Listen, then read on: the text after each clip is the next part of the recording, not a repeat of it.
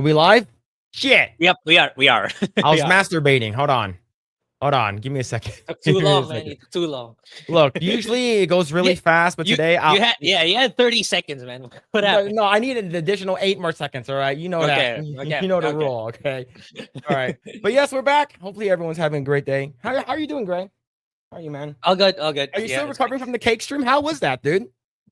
Yeah, it's like, I learned a lot from that stream. It's like, it's like, if there's ever gonna be a next time, I don't know if my mom's tuning in. What? There's gonna be a next time. But yeah, it's like, yeah, you're right. I should have ate it much faster. And like, I wasn't.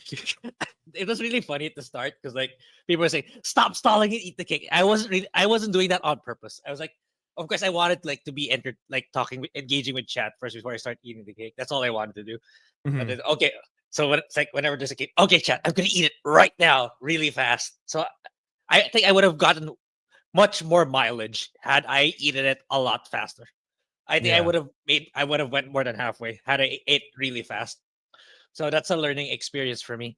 And we got a $100. What the hell is this? Yeah, what the hell, man? We just got started. What the hell is this? We'll bring in our guest and we'll talk about it. All right, we'll talk because he did it.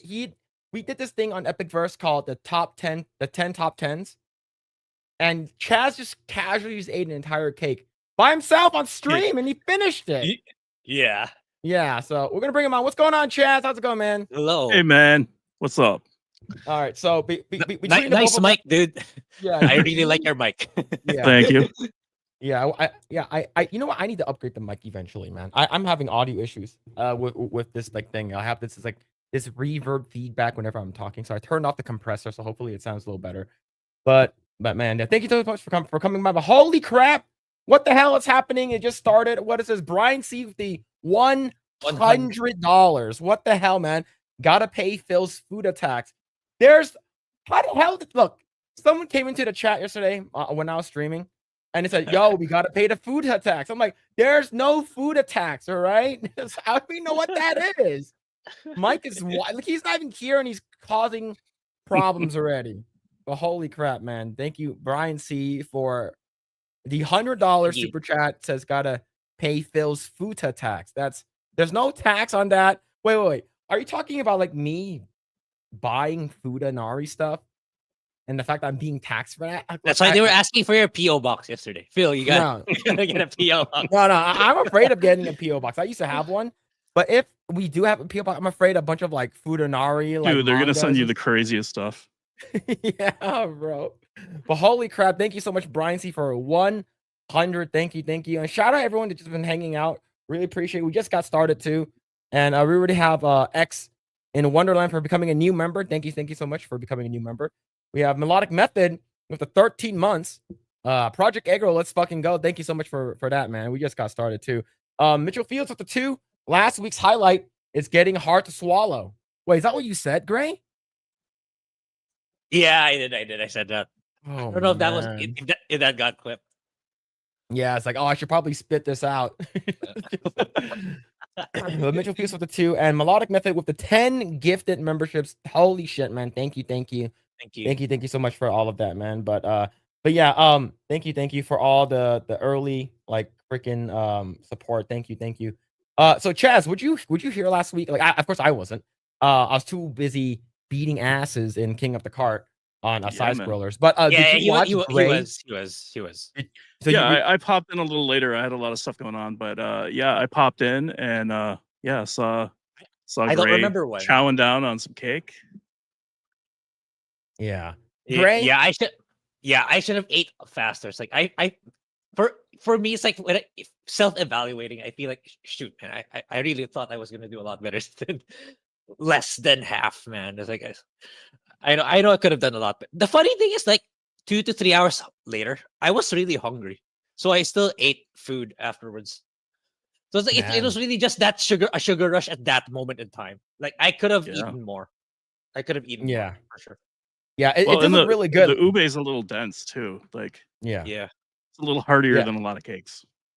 And my wife was watching, and she was like, I would love to eat that because she loves ube, and it has like cream and pistachio on top and coconut shavings. She's like, that is the perfect cake. and you're like, I'm just gonna remove all of this pistachio, this frosting. The frosting, it's like my mom kept saying, it's like, oh, that's really a lot of butter. That's a lot of butter. So she kept telling me that to remove that stuff. It's like, okay, fine. It's like she kept telling me I should remove it. So it's like I'm okay with you eating the entire cake, but the frosting you gotta take it out. Epic Mike's in the chat. Shout out Epic Mike. What's going on, dude?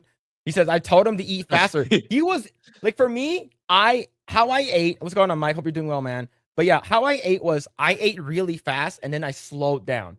I think that's how I screwed myself. For you were like 30 It's like I was, and you're still on your first slice. I was eating at the same time talking with chat. That's my mistake. It's like whenever that happens, like I've learned okay, I gotta eat as fast as I can. That's what chat wants to see. I'm not gonna talk to them. I'm just gonna eat as much as fast as I can. Yeah. That's what I should have done. That's what I should have done. Yeah, it's but shout out everyone hanging out. Really appreciate it. We have Mrs. Rough Night hanging out in the chat. What's going on? She says, "What a hunk." That's definitely not a dress to contractually obligated to say that. Contractually obligated. By law, she has to say that. Yeah. What's going on? We have Glenathan hanging out. What's going on, Glenathan? We have Isaac, 556, Donald, Mitchell Fields, The Effete, Hertz Donut. See, we have a bunch of more people. We have Giggity, Brian C. You have Mike hanging out, Epic Mike, Andrew Wordna, Ladybug, DB Wild. What's going on, everyone? Hopefully, everyone's having a great Saturday. Hunter, Bill the Cat. What's going on? Jake Stanley. See right here. Says, shout out to Rough Night on being an incredible chat asset and amazing panel member. Hell yeah, man. Hell yeah. Like, the thing is, I know people are like making fun of like people who have autism. It's just like, oh, the reason why they're so smart because they have autism. So like that. I just think that the rest of the world is just like dumb. Like for me, I'm just dumb. So like people are just like they can retain something they read a long time ago. They can retain information a lot better. So but I'm not joking here when I say that Chaz has like a fucking like a fountain of like information and like memory and shit like that. Like you have so much information. I have eidetic memory, so it's not exactly photographic memory, but like it's as close as you can kind of humanly get. Yeah, see, there it is. The eidetic, it's pretty like that's crazy. It's a gift and a curse, like every once in a while I'll just like be laying in bed and think about like something stupid I said like 20 years ago, and I'll be like, oh man, that was so I get those too. I get those too. It's like what I said when I was in elementary and high school. Yeah, I get that. Or a lot of times I'll be like, 20 years ago. Oh shit, that girl was hitting on me. Like I should have closed the deal. Yeah, here's the thing. For me, I have those, but it's like literally like a couple hours later. But it's not like, man, that girl that said something. I didn't know she was hitting on me like 20 years ago. Like for me, like but yeah, it's I don't have that. I have stupid memory. I forget shit all the time. Yeah, so I remember like every good thing, but also every bad thing. So like it's really hard for me to let things go sometimes. But like, yeah, man, it's usually a good thing. It's a gift. I try to use it for good and not evil. Hell yeah, man. I'm not out there counting cards and stuff in Las Vegas. Yeah, absolutely not. This man, we gotta make sure he's banned from any of these casinos. Oh shit. Let's see. Carlos Lima with the 5. Say Project Eggroll, let's go. Gotta pay the Blair White. What is happening? There's no Blair White tax. There's no Futa tax. I think your chat got an email notice you asking for money for tax. Look, the wild thing was that this was before before Mike even showed up. We already got taxed. Like wherever he goes, and he shows up. Oh shit, Mike's here. Oh shit, lurker tax with the 2 and Jake's down. Oh shit. All right, here we go. The question that's always asked by War Wizard for 199 says Beardo's fat for 199. It's Chaz. It's no chill. Futa's balls or massive balls. Yeah, man. So I actually put a lot of thought into this, knowing that War Wizard was going to ask this question. And I was thinking about different kinds of Futas. They're kind of like dragons. There's like different kinds, right? And I think the one that makes the most sense anatomically is with the balls inside. So they're still balls, but like they're not evidently, like massive drop and yet. kind of yeah. They're kind of inside where the ovaries would be, because you assume that like their dick is kind of like the clit, right? If we're talking about like a classic Futa with like both gender sexes, you know, I think it makes sense that they would have balls, but they'd be on the inside. Oh, okay. All right. So I'm So- assuming it's like So if my answer would be like Right. no, thank you. But if I had a gun to my head, balls on the inside. oh, okay. See that's a new one. Never. That's no, a really, and- that's a really well thought out response for yeah. sure. For me, like I just like I immediately just start thinking about intercourse, and then I don't want those balls hitting against each other. Yeah. So that's Yeah, my man. reasoning. Yeah. Yeah, See, they the thing get is, in the way sometimes. yeah, it's just like, bro, just like move it over the shoulder. Oh shit! But thank you to War Wizard for the one. I wonder if anybody is ever like, yo, I want like big danglers, like just the longest balls possible. Yeah, that's crazy. It's got to be someone's fetish. Yeah, absolutely. They like getting their balls like fucking stepped on and shit. Just stepped on my balls. Just like, You can like choke You- someone with them, like yeah, man. yeah. Yo, Jesus Davila with the 5 gifted membership. Thank you, Jesus Davila. Thank you so much for that. It's Mitchell Fields with the 5. Can you cover the Dying Light Beast game trailer? Warning: strong language and violence. All right, I'll check it out. We'll check it out. I don't know what that is. What's this here? Jesus Davila with a 5. Forgot my Blair White tax. Thank you for that. Yeah, it's basically a zombie game, a zombie first-person game, Dying Light. With If like you're not familiar. parkour based movement system. Yeah. Okay, that's pretty Dying cool. Light was pretty good, and then I heard Dying Yeah, Light 2 was kind of not great. Yeah, I have one. I got it for free on the Epic Game Store, but I still need to get into it. But a lot of people really like that one. But a lot of people really don't like the second game. So I'm curious how this one will turn out. This new expansion. Oh. Yeah, well, I mean, like part of the fun of the first one was like parkouring around and like shooting all the zombies, and then for some reason they were like, well, this takes place like 20 years later, so we're just gonna get rid of all the guns and only go with like melee weapons and like improvised weapons. So I think that took some of the fun out of it. Yeah. Okay. I'm just laughing at it. Mike says balls just go all the way. Oh, just go all the way, man. Oh shit, bro. Let's see. The kind of balls that you can toss over your shoulder. Yeah, man. Just fucking giant danglers. Some old like Martin Landau balls. Have you ever seen what's it called again? Jackass. Yeah. Yeah, I think that's where I got a Grandpa, Johnny. Yeah, where like Johnny the balls are Knoxville's just, got him tucked into his sock. yeah, it's just like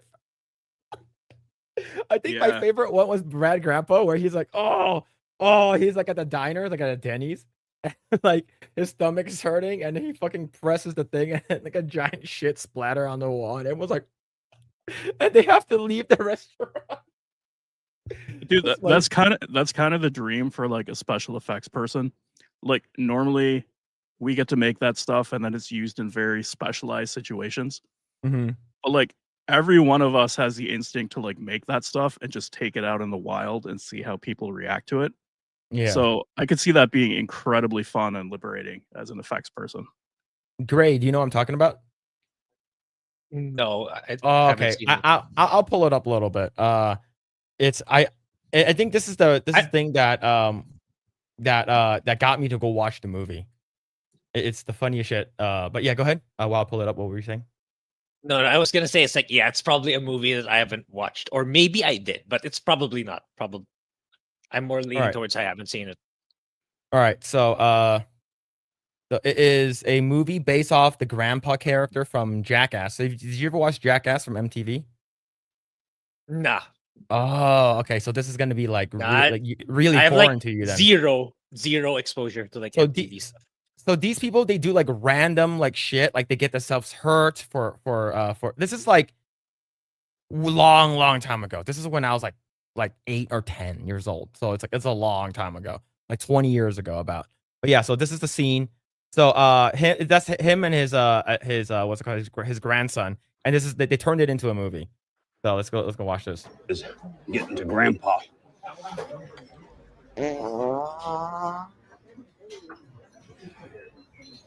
Did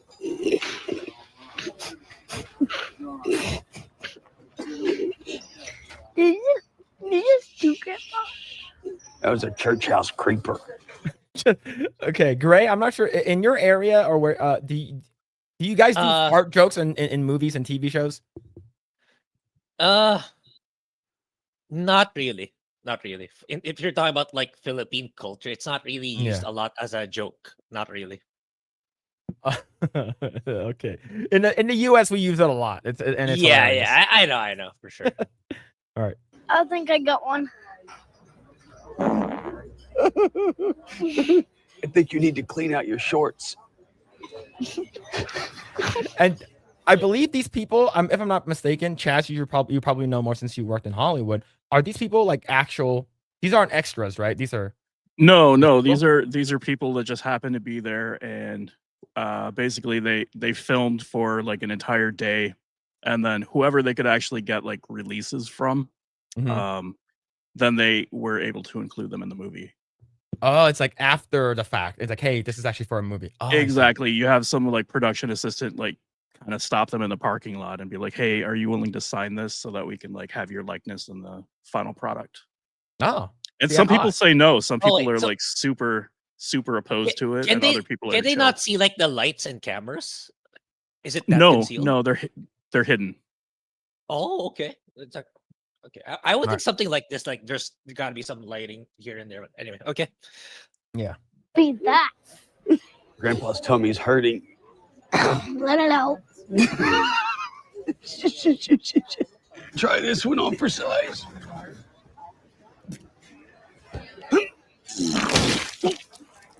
Yeah, so if you look behind him right now, there's a kind of a one-way mirror.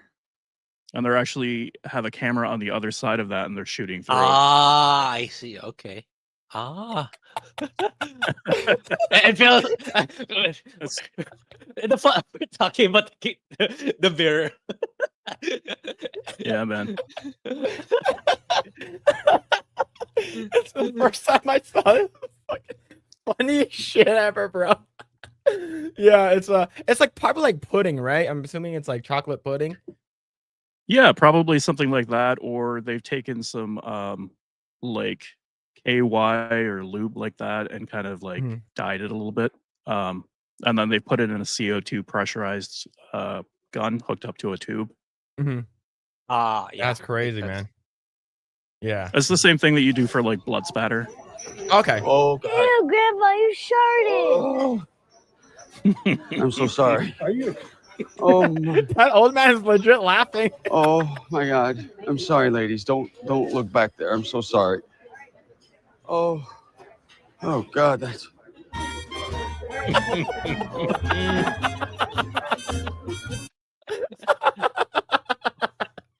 That's great. I love this kind of like this practical effects stuff. I love these kind of stuff. Like I stood up on the stair part and pooped on the wall. And he pooped on the wall.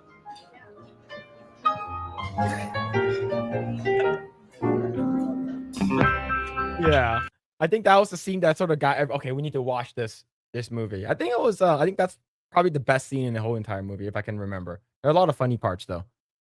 Oh man, yeah, I got hit the critic list and rate this movie. That'd be so funny. Yeah, I need to rewatch it though. But holy crap. All right. With that out of the way, I know that was like a long-winded thing that we sort of talk about that, but thank you so much, Chaz, for coming on. Really appreciate it. You've been our mod for quite some time now, and thank you so much for coming on. So for people who don't know who you are, and what do you do? Well, I mean, aside from shit posting and kind of lurking in your chat, I am one of the co-founders of Epicverse. I'm the technical co-founder. So basically, I've been kind of teaching Josiah and Mike how to make a movie the professional way. I'm kind of their Gandalf. That's awesome, man. And so where did you learn all of your, I guess you would say, the movie stuff? Like did you have professional training? Did you work in Hollywood at one point in time? Like how did that all start?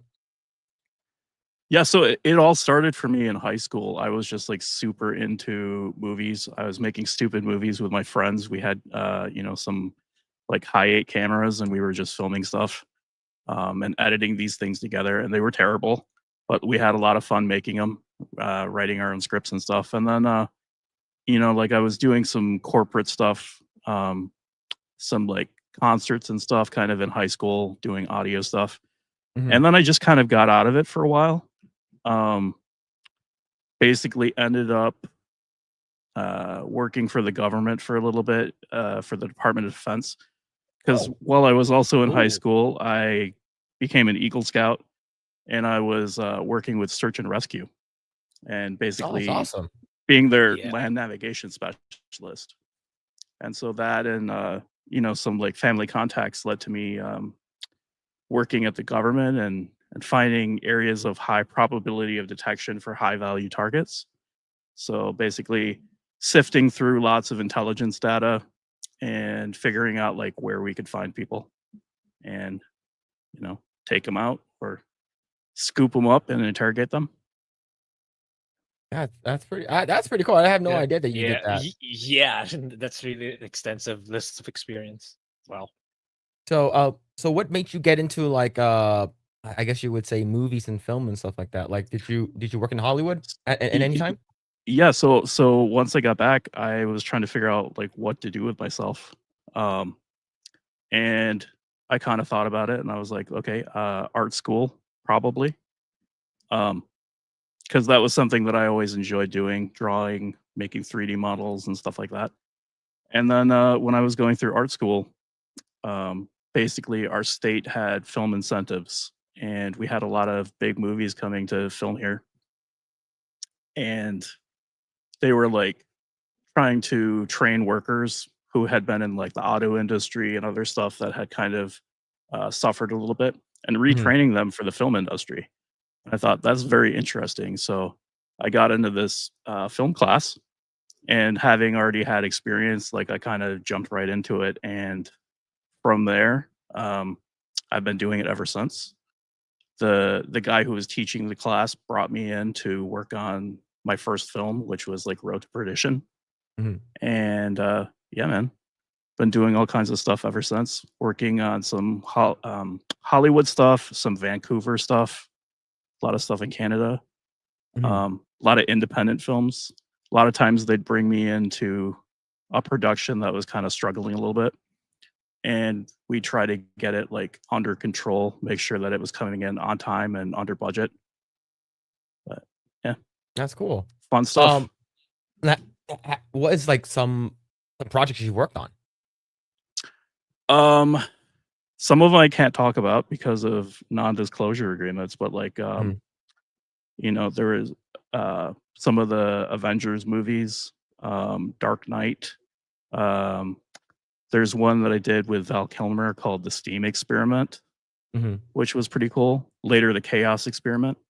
And then Val was like super cool. It was my job to like get him out of his trailer every day and like get him anything that he needed and talk to him. And he was a very interesting dude, kind of reclusive and didn't always want to come out of his trailer. So I had to coax him out. And like he was super shy, but super cool about it. And after that one movie, he was like, "Hey, I'm gonna work on this other one. Do you want to come work on that one? I can probably like talk to someone and get you on." And I was like, "Yes, please," because like he was the kind of guy who knew the name of everyone on set, Mhm. even like the production assistants. Like a lot of people would assume that he's such a big star that he wouldn't like know that stuff, but like he was very humble, and I owe him a lot for getting me like that break. And That's we started awesome, man. working on a 50 Cent movie called Gun that he was in. That's And awesome. that was pretty wild. Yeah. 50 was always Yeah. talking about Diddy and saying crazy stuff about him. And it turned out to be right, man. There was one time where he was going off on him, and I was like, yo, he was like, nobody believes me, and I was like, yo, I believe you. And one of the producers was like, don't talk to him, like, and they were like basically trying to cover it up. But yeah, man, he did not care. That's awesome. I always like Val Kilmer. Like I wish like I had like major respect for him, like especially when Heat and watching what's it called again? Like my first movie that I watched him in was actually Top Gun.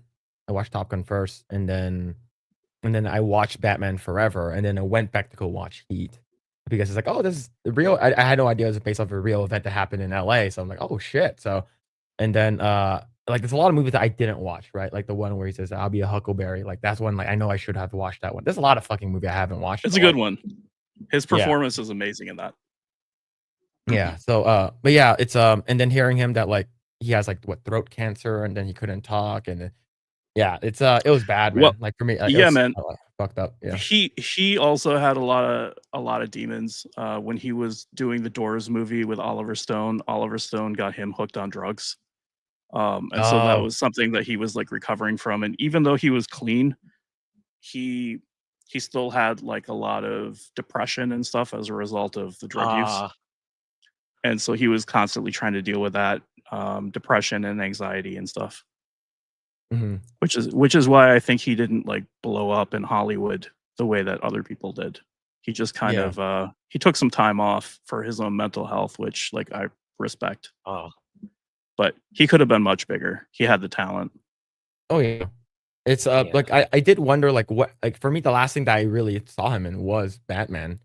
That in terms of like me being a kid, I'm just like, what happened? Whatever happened to Val Kilmer? And like he was like, he was a handsome looking dude in Hollywood, and then like he's a good actor. Like what the hell happened to him?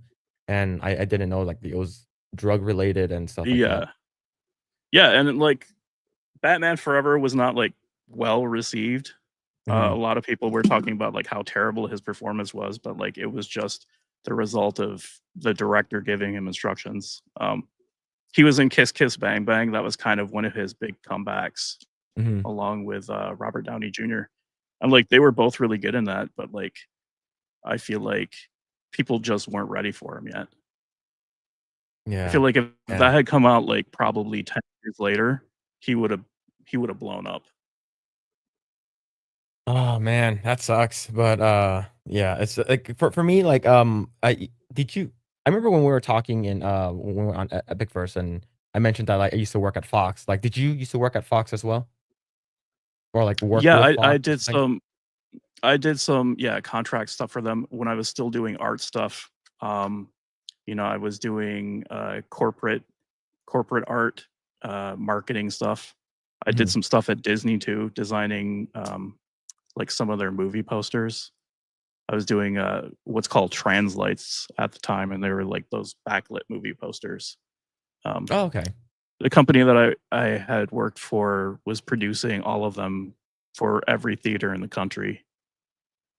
So it was our job to like run the wide format printers and print out on this plastic sheeting and stuff. But yeah, I designed a lot of movie posters in the 2010s. That's cool, man. Some of them I can't talk about, but like Doom was one of them. Herbie Fully Loaded, like not my proudest moment, but stuff like that. That's cool, man. Like for me, I worked at Fox, but it's just like I was only there until like the buyout. So it's like 2018, 2019. So it's like I was with Fox for a little bit. I love their backstage area, their set. Like I love the Fox studio. It feels like because I've been on the back lot at like Universal, and of course you can actually the studio tour. I've been on the back lot of Warner Brothers and Disney. But being on Warner Brothers felt a little different. I think Universal is also really cool, but it's like you go through it as like the studio tour in here in Hollywood, so it's not really like hush hush or anything like that. You can't. But Fox it felt different, and Nakatomi was there, so it's actually a very very cool thing. Yeah, I designed some Christmas cards for them to give away to like some of the crew and some of the producers and stuff at Christmas time for those parties. And it was like Christmas cards for like Christmas at Nakatomi Plaza. They were very cool. That's awesome, man. Now, Rough Night. Where did that name come up? How did that name, Yeah, so that came around basically during my time at the Department of Defense. We were working on something pretty big. There was a gentleman in Saudi Arabia that wanted to do some pretty bad stuff. His family was killed in an airstrike by the US. Mhm. And so he decided he wanted to hurt as many people as possible. And so he had this plan where he was basically having people go around to all of these abandoned factories and collect radiological material from these X-ray scanners that were part of like the quality control system, Mhm. where they would scan these parts to make sure that there were no microfractures or whatever. And so he was sending people to either break into these places and steal the material, or to just purchase the abandoned factories and stuff outright because the machinery was like too big to move. And he was creating a little stockpile of like radiological material that he could basically use to build a dirty bomb. Oh And shit. so like I had to give this really kind of important briefing to someone, and I was up all night and started to get a migraine. And so like the next day I came in to give this presentation, and I was wearing like dark sunglasses, and uh there was a gentleman who thought that I was hungover, and he was like, this is so disrespectful. How can you show up like this? And I was like, sorry, I had a rough night. And everybody thought that was really funny because he was like absolutely 100% sure that I was hungover. Yeah, so like you get your nicknames from your fuck ups. There was one guy who like when he was in the Air Force accidentally bombed a radio tower, and so they were calling him like Bullseye. And just like people get stupid nicknames for literally anything. Oh shit. So now the question I asked for that one, how did that presentation turn out? Yeah. That presentation turned out well. There it is. Yeah, man. There we go. And yeah, we stopped that guy from doing that. So yes. that, Okay. that was That's a what we wanted good feeling. That's what we wanted to hear. Obviously, you did not hear about that happening. So that was a win for us. Classified info. Yeah. That's cool, man. But right. yeah, man, I felt like it was after 9/11, and we were all feeling like really patriotic, and I felt like I really needed to do something to serve my country. Mhm. So I was working as an independent contractor, which basically means that like you get all of the perks of being in the military, but like you don't get the benefits later. They pay you exceptionally well. Okay. That's awesome, dude. Like, like for me, I think be like anyone that actually like either enlists with the military or like do government contracts and stuff like that, like, and you're doing shit that like that helps the country, like that's freaking awesome. I remember prior to 9/11, like I was a terrible kid. Like my dad would be like, "Oh, like once you go to high school, you should join the military so you can have discipline and stuff like that. Hey Philly, go join the military and then you gotta come back, be a stupid fuck up, right?" So he would tell me that shit all the time. And then 9/11 happened, and then they start sending us a bunch of soldiers overseas, and then he say, "Don't join military anymore, man." I Yeah, was like, so he doesn't hate me. that was definitely a good call on his part. I saw a lot of stuff that I wish I hadn't, Mhm. and got put into situations that I definitely shouldn't have been in. I ended up being wounded, and like to this day, I still have chronic pain on my left side from stuff that happened. So it's like it was a good thing, but also like I did kind of pay the price long term for that. Did you like? I know that you weren't like officially a part of the military, but you're a contractor, right? So did Yes. you get like I'm not sure if that the honorable discharge or Purple Heart stuff applies to you. Like does it? Like I'm not sure about that. Yeah, no. Technically, I was an independent contractor. I was a civilian employee of the Department of Defense. Oh, okay. So like they give you some benefits, and obviously when I was hurt, like they took care of me. But you know, after that, they're like, hey, thanks for your service, and kind of kick you out. And then, you know, a lot of the money that I had made doing that job, I lost in the stock market because it was '08, and it Oh was just shit. super bad timing on my part. But Yeah. Man. Yeah, that sucks, dude. Well, right now, and now you're, you know, you're Yeah, starting. you're doing pretty well off right now. I Yeah, believe. I feel like you're doing really well off now. What made you like you said that you were like the co-founder of Epicverse, correct? So yeah, like how did that like when did you meet up with like Josiah and you're like, yes. let's start this? So it was kind of serendipitous. My wife had been in a show with Mike's wife, and they had been doing a musical together. And you know, in talking, my wife was like, uh, Mike's wife says that Mike is actually like making movies and stuff, and I was like, oh, that's very interesting. And so like I kind of talked to Mike a little bit at one of these parties, and he was like, yeah, I heard that you were making movies, but I didn't really like think anything of it. But like Mhm. legit, I was making movies, and so he invited me to meet with Josiah, who I didn't know about. I had never seen him before, seen any of his videos. But yeah, like I showed up to the interview with Josiah, and I had my Viking braids in and stuff, and it was like, oh yeah, this is perfect. Um, I talked to them about like coming on board, and just kind of like checking out the way that they were doing productions. Mhm. And so I kind of showed up to a couple of shoots just to see how things were going, and then offered some suggestions on changes that they could make to the way that they were doing things, to some of their crew, some personnel changes that needed to happen. Mhm. And yeah, man, eventually, like, unfortunately, there was someone who was kind of unqualified to be there, and had kind of done something that had messed up a lot of their footage. So we ended up having to reshoot a lot of stuff. And that's why Epicverse is taking such a long time for content to come out. So that we're Mhm. basically having to do this stuff from scratch. And we're trying to make sure that it meets the level of quality and excellence that we have as a, an expectation now.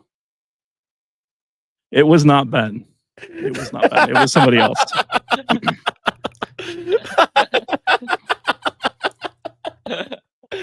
That's crazy. That's crazy, So, bro. as I said, Ben is a legitimately good production assistant. You can send him on runs to get like batteries, or like if you need. One time I was like, here's a pair of glasses. I need you to find another pair of reading glasses that are the exact match of these. And Mhm. he went around town and found them. Like, he's good about that stuff. The only time he failed is when I sent him to Home Depot to find some tarps, and he couldn't do it. But Home Depot has a shit ton of tarps. I know. And I Yeah. was like, "Hey, did you like ask anybody where the tarps are?" And he was like, "No, I couldn't find anybody." In a Home Depot? In a Home Depot, yeah. Yeah, it's a wild story. So like everyone was waiting around for these tarps to get here because we needed to block some light to get this shot. And Mhm. yeah, man. So we ended up sending another production assistant there. But like, Did they get the God bless tarps? him. But yes, we got the tarps, and he had to recover Ben too, make sure that Ben got back safely. And yeah, we got on with the shoot. But All right, yeah, that's it cool, was. man. So like that like starting your own studio and like making movies is like really hard. And Yeah, and that's a people don't huge know risk. To do. it costs a lot of A money. lot of money. Yeah. So Yes, it does. you know, the fact that like Yeah, you guys are doing movies, and like I've seen like short from you guys that's and it looks really really fucking cool. I appreciate that. Yeah, like making movies on a good day when you have like studio backing and infrastructure is like hard enough. You have to, schedule everyone being in the same place at the same time. Everyone has to know their jobs. You have to have everything in place for them, all the equipment, all of the stuff that you need to support them, like food, like coffee, caffeine, like Yep. transportation. there's so much that goes into making a movie that people don't even think about. The production is crazy. And so, that stuff is hard when you have money and when you have, personnel to take care of that because you have a big production company. When you're starting from scratch, that stuff is so insanely difficult. And, it costs so much money to get started. It's like, it's a very daunting task. But, luckily I have a lot of experience making guerrilla independent film, which is like basically dirt cheap. Everyone does whatever job they need to do. And you're not necessarily getting permits for everything. And I have a lot of experience shooting stuff really inexpensively. So that has been a benefit and a boon to Epicverse for sure. We're shooting stuff at a level where we're shooting lower cost per minute than most independent productions. So to give you an idea, like the last Captain America movie, they were shooting at about $5 million per minute of footage. Man, something like Game of Thrones is probably $100,000. Of Sinners was about $700,000 a minute. Right. At Epicverse, we've been shooting probably $700 a minute, which is very, very low. A lot of independent films would be shooting like $1,000 to $1,200 a minute of footage. So we're very lean, we're very mean, and we can get a lot of bang for our buck. Pennies that's on awesome, the dollar. dude. Man, I have no idea how movies are made, and just like hearing even just like like this fraction, the tip of the iceberg kind of thing. You telling like us people like us, we have a general idea, but we don't really know like the intricacies or actually in the field we're actually doing it. So yeah, that's really good insight. Someone from the inside. Yeah. And it can be a brutal business. Like Hollywood is very degenerate, and a lot of people are opportunistic and they don't care about people at all. And so that's something that we've been trying to change with our business model. We get a lot of people being like, wow, like it was really nice to work on your set. You treated us like human beings. And it's like we were just doing the bare minimum, like making sure that we took care of them, making sure they had water, like stuff that you would think would be very normal. For someone with employees, it's not in the film industry. Yeah, like for me, I never the most I've worked in the film industry was being an extra, and you're 100% correct. I've been on a set of Heroes. When you're an extra, you're treated like an animal. Basically. Oh, absolutely. Yeah. Like they can replace you. They give you like minimum wage. And like I'm not SAG or anything, like I'm not union. I'm just a regular like extra from like central casting. And it's just so I've been on Heroes. Rex is Not Your Lawyer, so I did like I know that on a lot of our productions, like the backgrounds were being paid like $5.50 an hour. Yeah, ours a minimum here was in California when I did it was $8 an hour. Okay. So like Heroes was like probably the worst one to work on. It's because Hayden Panettiere, she has like ADD or some shit. Like she was on set and anything would distract her. It's like she was like shooting a scene with Zachary Quinto and the lesbian chick. I think her name is like Meredith or so, whatever her name is. And they're doing like this lesbian scene. It's like the final season before it fucking got canceled. And it's like they were filming something and then she got distracted like 2 times. It's like a serious scene. Zach Quinto was in the back getting ready to come out. And then she's like, is that Happy Days? Like halfway through her fucking, it's like, I know like you're the star of the show, but like, like for me, as an extra, I'm sitting here 8 to 10 hours just watching you have like ADD. And like, and then another one was like, I guess someone dropped something in the back. Like there's like a loud pipe noise. She like halfway through, she's like, what the fuck was that noise? Like immediately, I'm like, oh man, I'm like, and I'm after that, I'm like, I'm glad this got this show got canceled because I talked to Zachary Quinto for a little bit, and even the PA's like, do not talk to the celebrities, do not look at them, do not make eye contact with them, just do your job. That's a huge thing. People think it's a joke, but like they actually tell you do not make eye contact with the people on set. Yeah. So what's it called again? And Zachary Quinto came up to me and he was like, do you guys get to eat those fruits? Because like I'm supposed to be a college student, right? So you guys get to eat those fruits. I'm like, I don't know. And then the PA is like, don't talk to him. I was like, after Zachary Quinto left, she smiled at him and he's like, do not talk to him. Like, just nod your head. I'm like, the fuck, man. And then so when what's it called again? When the fucking I forgot what the terminology is. When they have the food out, I forgot what it's called already. The craft services. Craft services, yeah. Like, but it's like, do we have to wait until everyone's gotten their food, and when we go there, all we have is like just like whatever scraps that's left.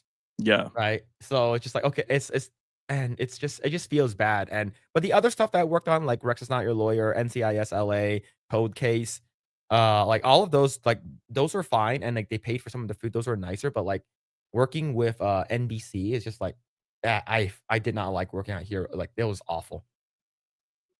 Yeah. So like I get it, man. So like imagine if like me and that was my first like extra job. I'm like, is it like this all the time? They're like, yeah.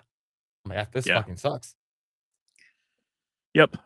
It's like that all the time. You know, the extras are treated like cattle. The crew is worked to exhaustion. You know, film sets, TV sets, they're very dangerous places. And a lot of the accidents happen because of fatigue, because they're working such crazy hours. I was working on a production where like we were getting like 2 hours of sleep, and then having to be back on set. And one of the crew members actually drove off a cliff and died. Ooh. And the producer was like, yeah, we can get another one. Like there was like, there was zero empathy for that person. No one cared that they died, and that it was a direct result of like the conditions on set. You know, I've worked on sets where people just get loopy, and like one set, somebody pulled a pin and a genie, and it just kind of came down, and someone was injured. You know, there's all kinds of stuff. There's also a lot of pressure because people are working such long hours, and obviously if you get a call for another gig, you're going to take it because you want to make as much money as possible, because you're obviously not being paid very well. And so there's a lot of push for a lot of the techs to do like methamphetamine and cocaine in order to stay awake long enough to like make it to the next set. So man, very, very sketchy conditions, and that's something that we're definitely trying to change. What the hell is this? Phil would vent all of his frustrations in their bathroom. That's how he made it through.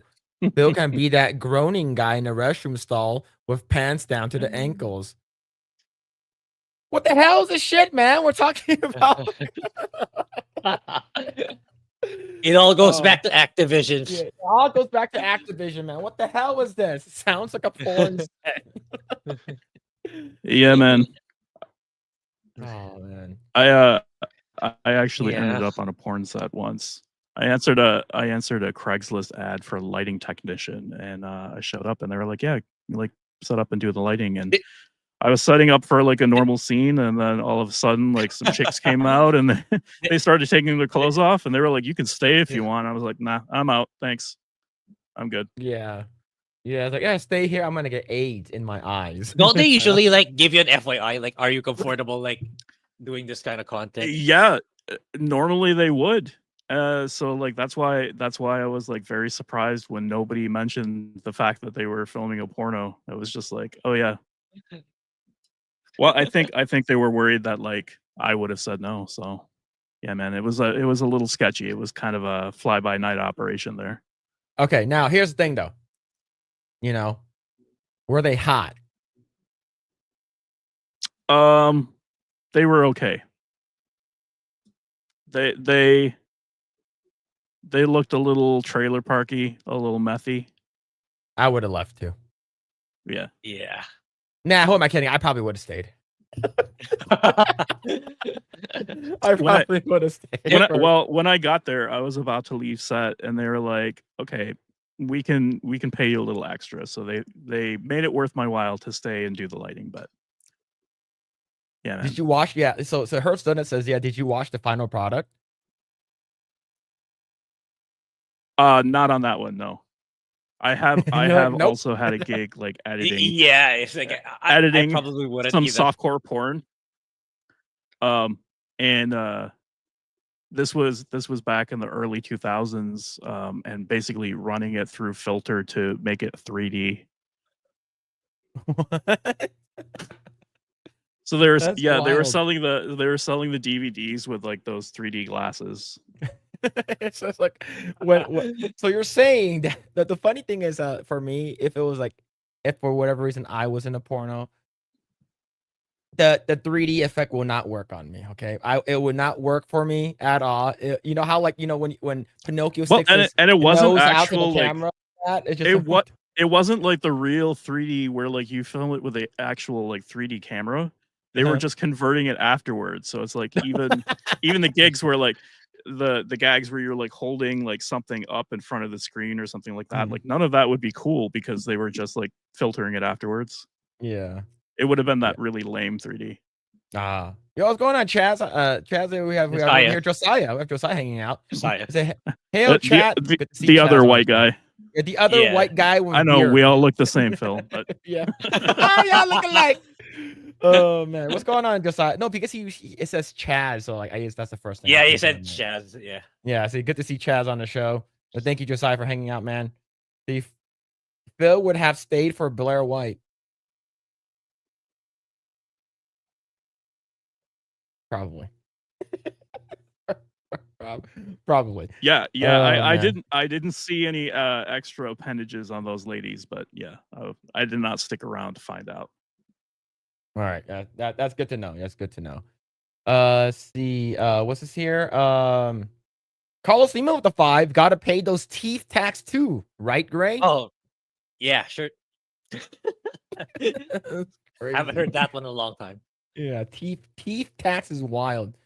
War Wizard with for the 199 says Beardo's fat for the 199. Color me impressed with all the well thought response. Well thought of Yeah, and response he's I just noticed that his avatar is your drawing, Phil. Yeah, I didn't know it was gay. Bro Island #1. Thank you for that. Let's see. War Wizard with another 199. Epic Mike told me he only likes Futas with 3 balls. Hey man, whatever makes him happy. whatever makes him happy. Agent Orange with the 2 months. Ben the Gopher. Yes. Thank you so much for the 2. Right. Thank you. And Mitchell Fields with the 5. As a trucker, I say if you can't pick up a tarp, how do you expect to pick up a woman? They immediately try harder. Yo, the dude is married and has kids. I don't understand how that happened, but like God bless her. You know. Ben was just telling us on Epicverse this crazy story about how he was having this like intense pain in the bathroom at the theater that he worked at, and they were wheeling him out in a wheelchair. and this lady didn't know how to drive stick and yet drove his vehicle and took him home. You know, and Mike was like, yeah, that's how we knew that she loved him. It was true love. Yep, and that's how he got married. Yeah. No, 2 balls? Super chat said 3 balls. Okay. Super chat said 3 balls. Oh shit, man. Oh, that's let's see. Competition says almost visited a Seattle adult film studio in college. Chances are my teacher would have caught a bunch of heat. Yeah. I think I was pretty close to getting brought on to Burlesque. The one with was it Christina Aguilera? They were doing like a movie called Burlesque with Cher, and then like they needed a person. And then during that time, my ex was like, because like she was like supporting me just in case. And I was I was listening to the call because you have to call. It's like first come first serve. It's fucking annoying doing extra work. First come first serve. Sometimes it's they call kind of you. like jury duty, you know. Yeah, it is. sometimes they call you. It's like, hey, it feels like all the stuff that meets our requirement. So for Rex is not your lawyer. What's it called again? I think that show was canceled within like a couple of I think after one season it was canceled. It was David Tennant was the main character, and they needed an Asian person that knows how to golf. So that's why they called me for it. It's like we need an Asian person that has their own golf clubs and knows how to golf. So, but yeah, it's just Okay. before burlesque. And did you actually have clubs and know how to golf, or Yes, I do. did you just I do have Yeah, clubs. fake it and You're- say yeah. yes? Okay. Yeah. I what's it called again?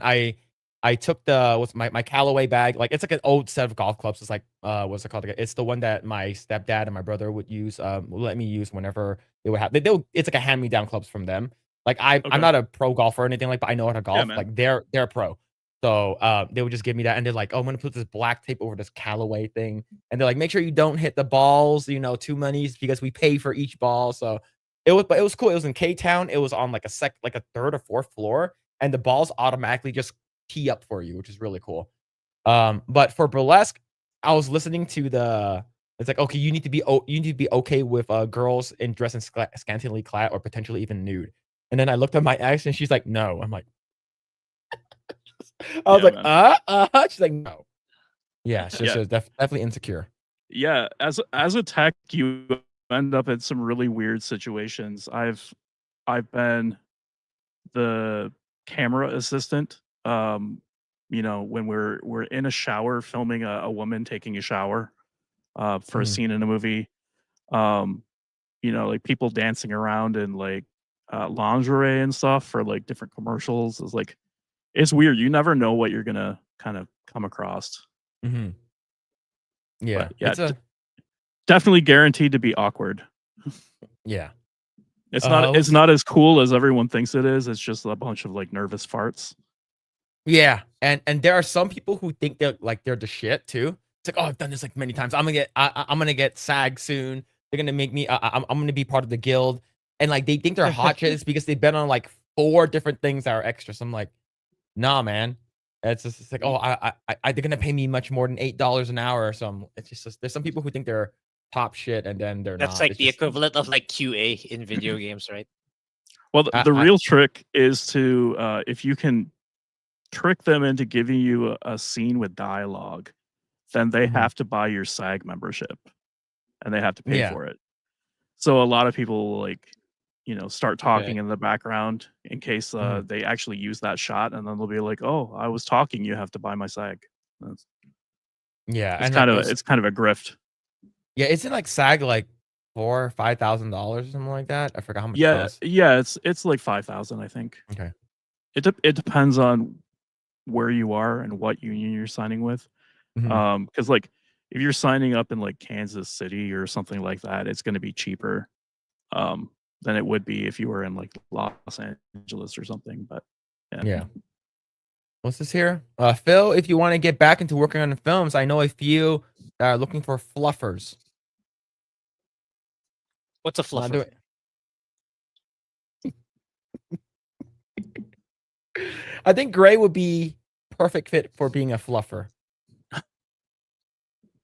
Chaz, what's a fluffer? Like I know what it is. It's just I'm yeah. So a lot of times, not just on porno sets, but on regular sets, if somebody is doing a nude scene and they don't want to appear like very tiny, they'll want to have like a semi chub or half erection, and some of the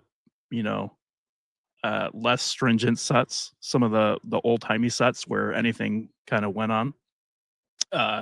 It would be someone's job, usually a production assistant, to like kind of get them hard, and it was called fluffing. no. Nowadays, there's intimacy coordinators, and if you're gonna have dong, a lot of times it's either prosthetic or someone will agree to be the dong double, which is a actual thing. So Grae, you would be an excellent fluffer, right? I don't Great. think so. Grae would take that job super serious. Wait, Oh, what do I do? What am I do? How do I do this? What am I supposed to do? I don't fluff. I get fluffed. I mean, what? A dong double is wild, man. Yeah, man, dong doubles. I Yeah, would definitely need one for sure. There's yeah, like body doubles, general body doubles, but there's ass doubles, there's hand doubles, leg doubles. Like there's people who specialize in different things. Yeah. So Grae, you of course I remember and during that scene where Lena Headey did the shame scene where she got shamed in Game of Thrones, that's a body double because her boobs are not that big. Like she's a skinny woman, right? So like but in that one, like her boobs are like really big all of a sudden. I'm like, wait, when the hell did she get these? No, those are fake. And I believe I think it was I think it's Isla Fisher, I think that's her name. I think she had a nude scene in one of her movies, and that's a body double as well. A lot of people like, oh, I saw her boobs. Like, no, that's a body double. Usually, when you only see the boobs and not the face, typically is a body double. Sometimes it's not, but most of the time it is. And however, I think her name is Lauren Cohen, the girl that plays Maggie. I think there was a movie called National Lampoon: Rise of Taj. It's basically a spin-off character of Van Wilder. And I believe she had a nude scene in it as well, but I'm not sure if that was a body double. I don't think it was. It's Yeah, because so it was like so the usually movement was too fast. usually it depends on how popular that person is, and you know, like if you're on a long running series, like when it starts, you might have to do nude scenes, but later on, as you like renegotiate your contract, you might put it in that you're not doing that anymore because you take yourself seriously. You don't have to be forced to do that anymore. And so a lot of times as productions go on, they tend to lean more and more towards having body doubles. So sort of like So that's why as you an don't see any.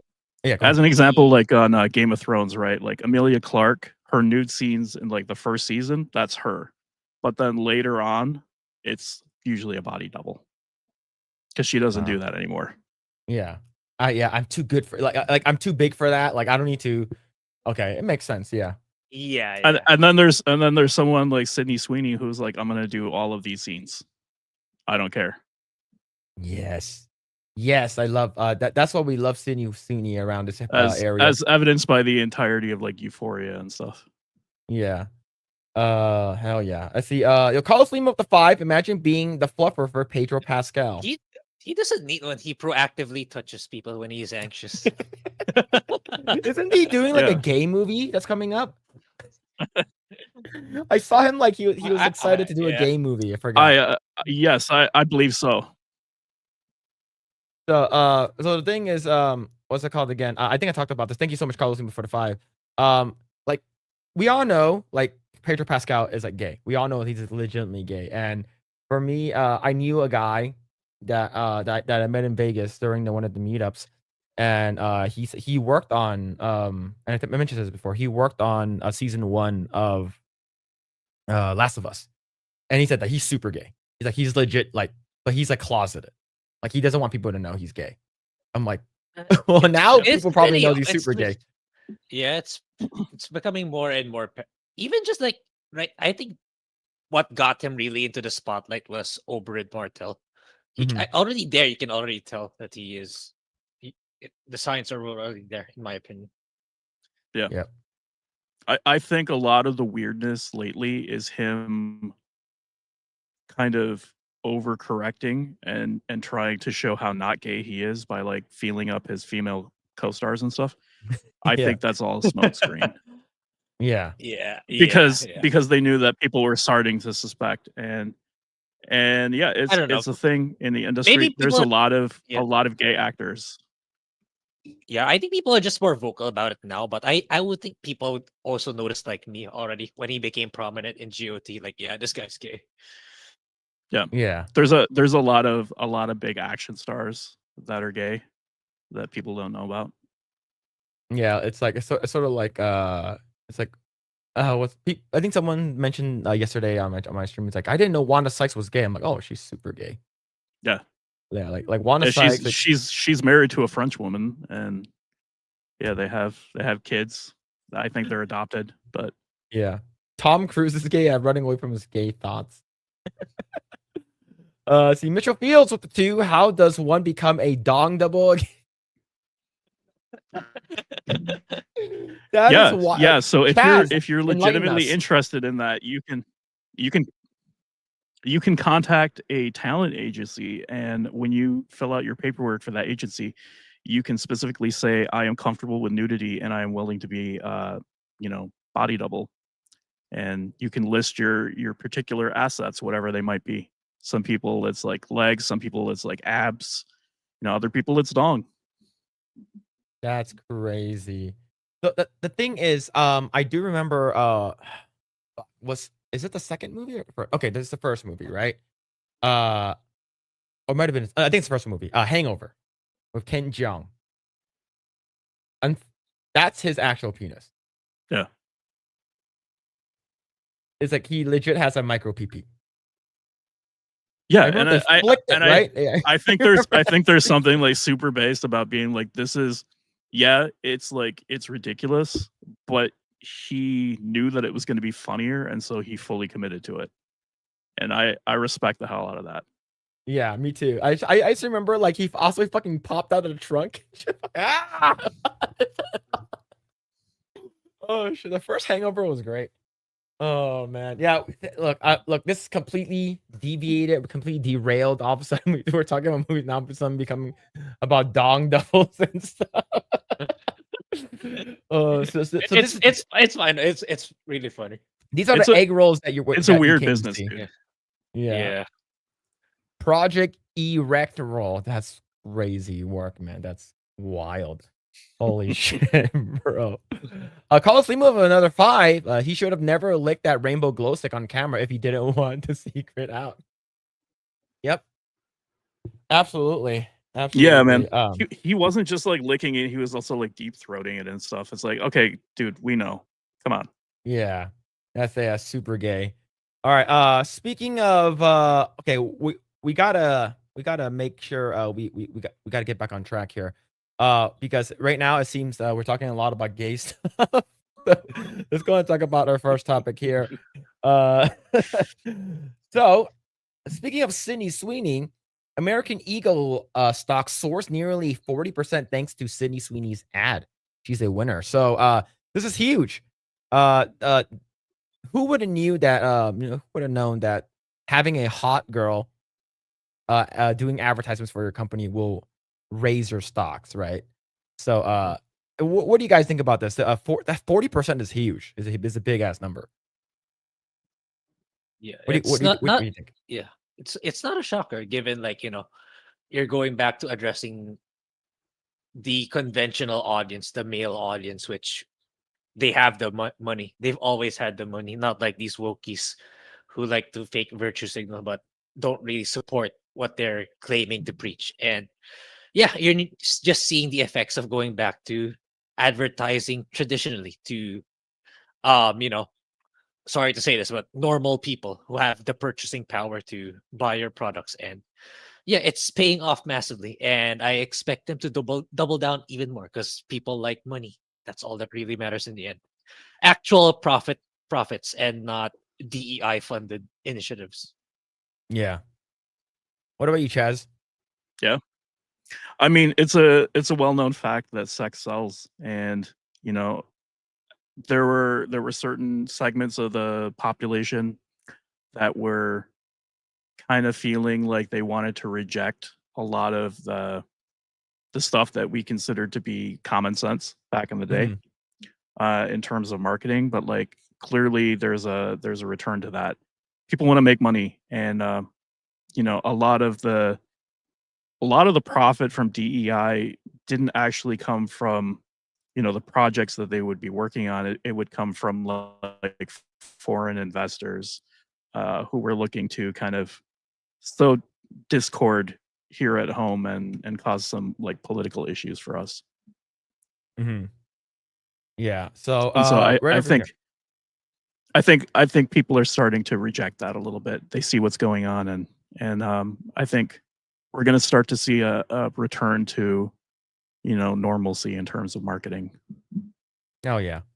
So American Eagle stock soared nearly 40% after Thursday's clothing chain credited the risque Sydney Sweeney campaign ad with supercharging sales, even at spots, and even if it sparked outrage online. But yes, so about 38%, closing it at $18.79 on Thursday, and it's huge, right? When this came out, a lot of people said that like, oh, this is all about like, white supremacy, eugenics, so that kind of bullshit, saying that, oh, you think that white people? No, it's just that she has good genes, and you just play on a word, and people got extremely upset over it, Yeah. and just wild.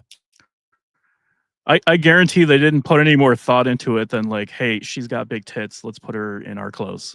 And Yeah. Yep. you know what? It worked Yep. out. The fact that like their stock has jumped that far, I think we're gonna see a lot of people being like, oh, we should probably do the same thing.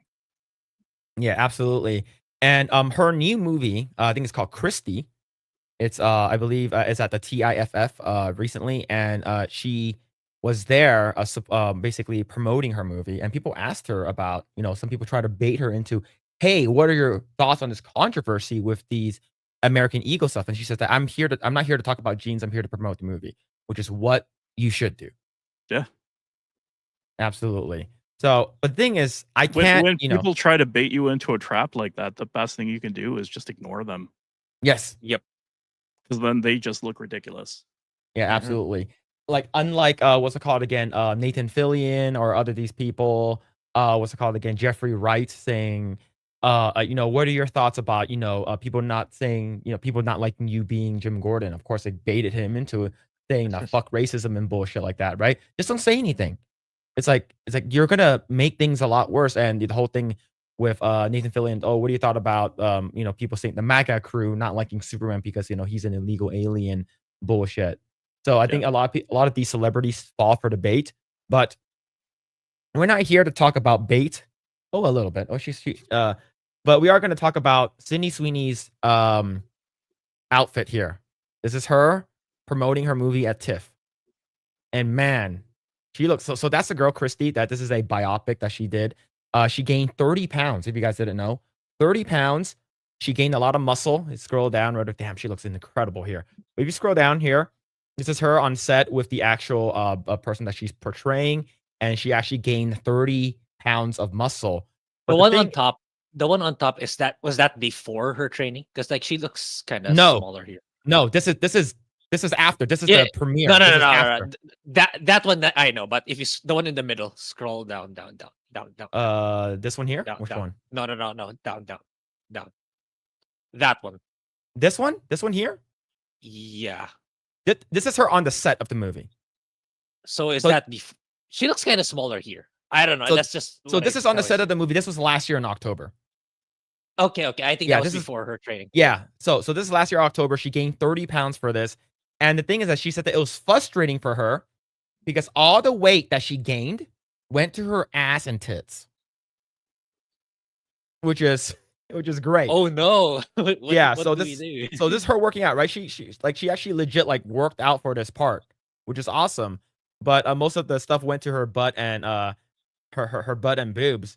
But a lot of people were mad at her is because damn, like she of course like she basically didn't keep the muscles, and most of the stuff went to her boobs. And this is, I believe, her yesterday, yesterday or 2 days ago during the red carpet event. And man, she looks fantastic. She has a nice tan too. Yeah, she looks like she got a nice tan, and her boobs looks like I got it bigger, but I'm not sure that's probably push-ups.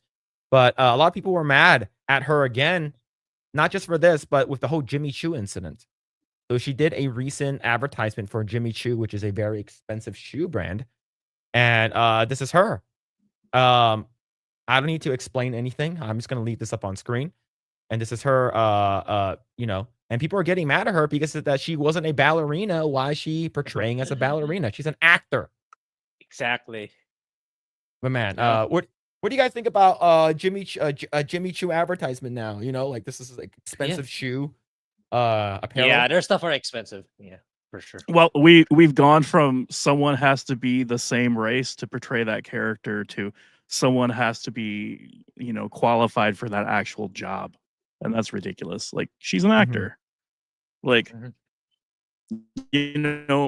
we didn't require that Tom Cruise was an actual fighter pilot in order for him to play, Maverick and Top Gun. That's stupid. nobody should have that expectation. She's playing a role. You know, she's not stealing ballerina glory and like pretending to be a ballerina. There's an understanding that she's pretending, she's acting.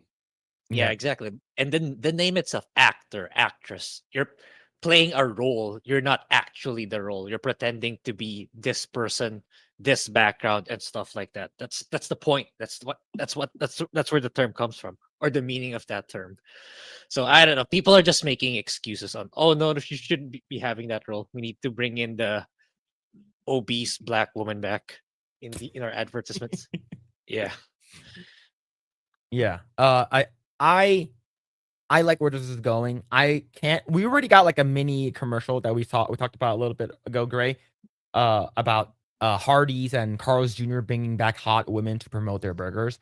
I think this is what we need. I think we should have Sydney Sweeney be like the cover girl for everything moving forward. I think this will melt a lot of liberals' minds. I hope there are I hope it's not just Sydney Sweeney. I hope there'll be more in the future. Oh yeah. I think right now it's easy to attack her because it's because she's a registered Republican in Florida, and her parents they tried to cancel her already because like her brother and her had a birthday party for their mom. This says "Make 60 Great Again," and people were like, "Oh, how dare you parody that hat?" And then someone in the back was caught wearing a thin blue striped T-shirt. So people want to cancel her already, and the fact that she's not falling into it, she's not apologizing for any of it, is how actors should. It's like I'm doing it part. Who cares about my politics? I think that's the thing. It's not even that she's conservative. There's plenty of conservative people that like they don't go after. They're going after her because she refuses to play the game and engage with them. Whenever they ask her something or they try to trick her, she just doesn't play the game with them, and that's what's pissing them off. Yeah, absolutely. And that's how it should be. I think if you're an actor, hey, I'm not here to talk.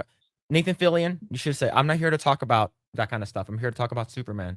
What do you want to know about Superman? I'm trying to promote the movie, right? Like if what's her face, Rachel Zegler would have said, "Oh, I'm not here to talk about any of that kind of stuff. I just want to promote the movie." Yeah, she would. No one would have given her shit for it. Yeah, she would still be in Hollywood, honestly, if he just handled her PR way, way better and she put the politics out of it. She would still be getting prominent roles, even though we could say that we would rather have someone else. Like if she had some humility or like being able to properly respond to debates and trying to bring people together, like she would still be in Hollywood today, not whatever orchestra role she's in right now. I believe she's in like not in the limelight anymore in Hollywood anyway. Yep. Oh man, but yeah, I can't wait to see more of Sydney Sweeney stuff, and I can't wait. I want to see other people. Someone mentioned Daphne Keane. She purposely doesn't wear a bra to anything, which is what was one of many reasons why I started following her. But yeah, it's just I think there are a lot of baddies out there that we need to have more screen time. All right, it's just they're all really underrated right now. And here's the thing: a lot of people are like, there's some people legitimately think that she's mid. I'm like, yeah. I mean, I've heard people call her like a fat cow and like say crazy things about her. I'm like, yeah, we're bullying Sydney Sweeney now, apparently. Yeah, and then if you guys want to see fat, just go to the streets, okay? You'll see a lot of them. Based on the last time I've been to the US, you just need to get out of the house. You're gonna see a lot of them. Yeah, man, I can just look in the mirror, Hey, like, whoa. hey, don't say that about yourself, man. Oh shit! But let's see. Let's see what's this here. Mitchell Fields. Mitchell Fields with the 2 makes Sydney Sweeney the next Bond girl equals free money. I think if she was a Bond girl, it would have been absolutely. Yeah, it would have been great. Yeah, but the IPs with wokies right now, it's like the movies, the video game, right? Phil, you talked about it in your stream yesterday. It's like, oh my god, they're like everything's uglified, and he's emasculated or whatever the term is. Yeah. I don't know. I think the IPs kind of as long as it's with those kinds of people, it's not gonna make a comeback. The same thing with Tomb Raider. Yeah, like we're gonna talk about Tomb Raider in a bit, but yeah, it's the same thing with Tomb Raider. It's the same thing with a bunch of other things. It's just I said it after the election. I was like, these people feel like they have no outlet for it now. So I felt like there was going to be a big backlash and a resurgence of like Karens and wokeism. And I think we're starting to see that to a certain extent. Thankfully, the majority of the population is just ignoring them because like they're just tired of seeing that. But I think there's definitely people that are, like they feel like they're cornered and they're kind of in their death throes right now of wokeness. yeah, it's sort of like I guess you would say like yeah, death throes is like it's like it's about to die. So like it'll do anything to like cling on to life and like survive Yeah. for whatever reason. It's like a parasite. Yeah, Like for me, saying it's a- like she's not a real ballerina. Like that would never have been a talking point like a few years ago, but they're desperate. yeah. Yeah.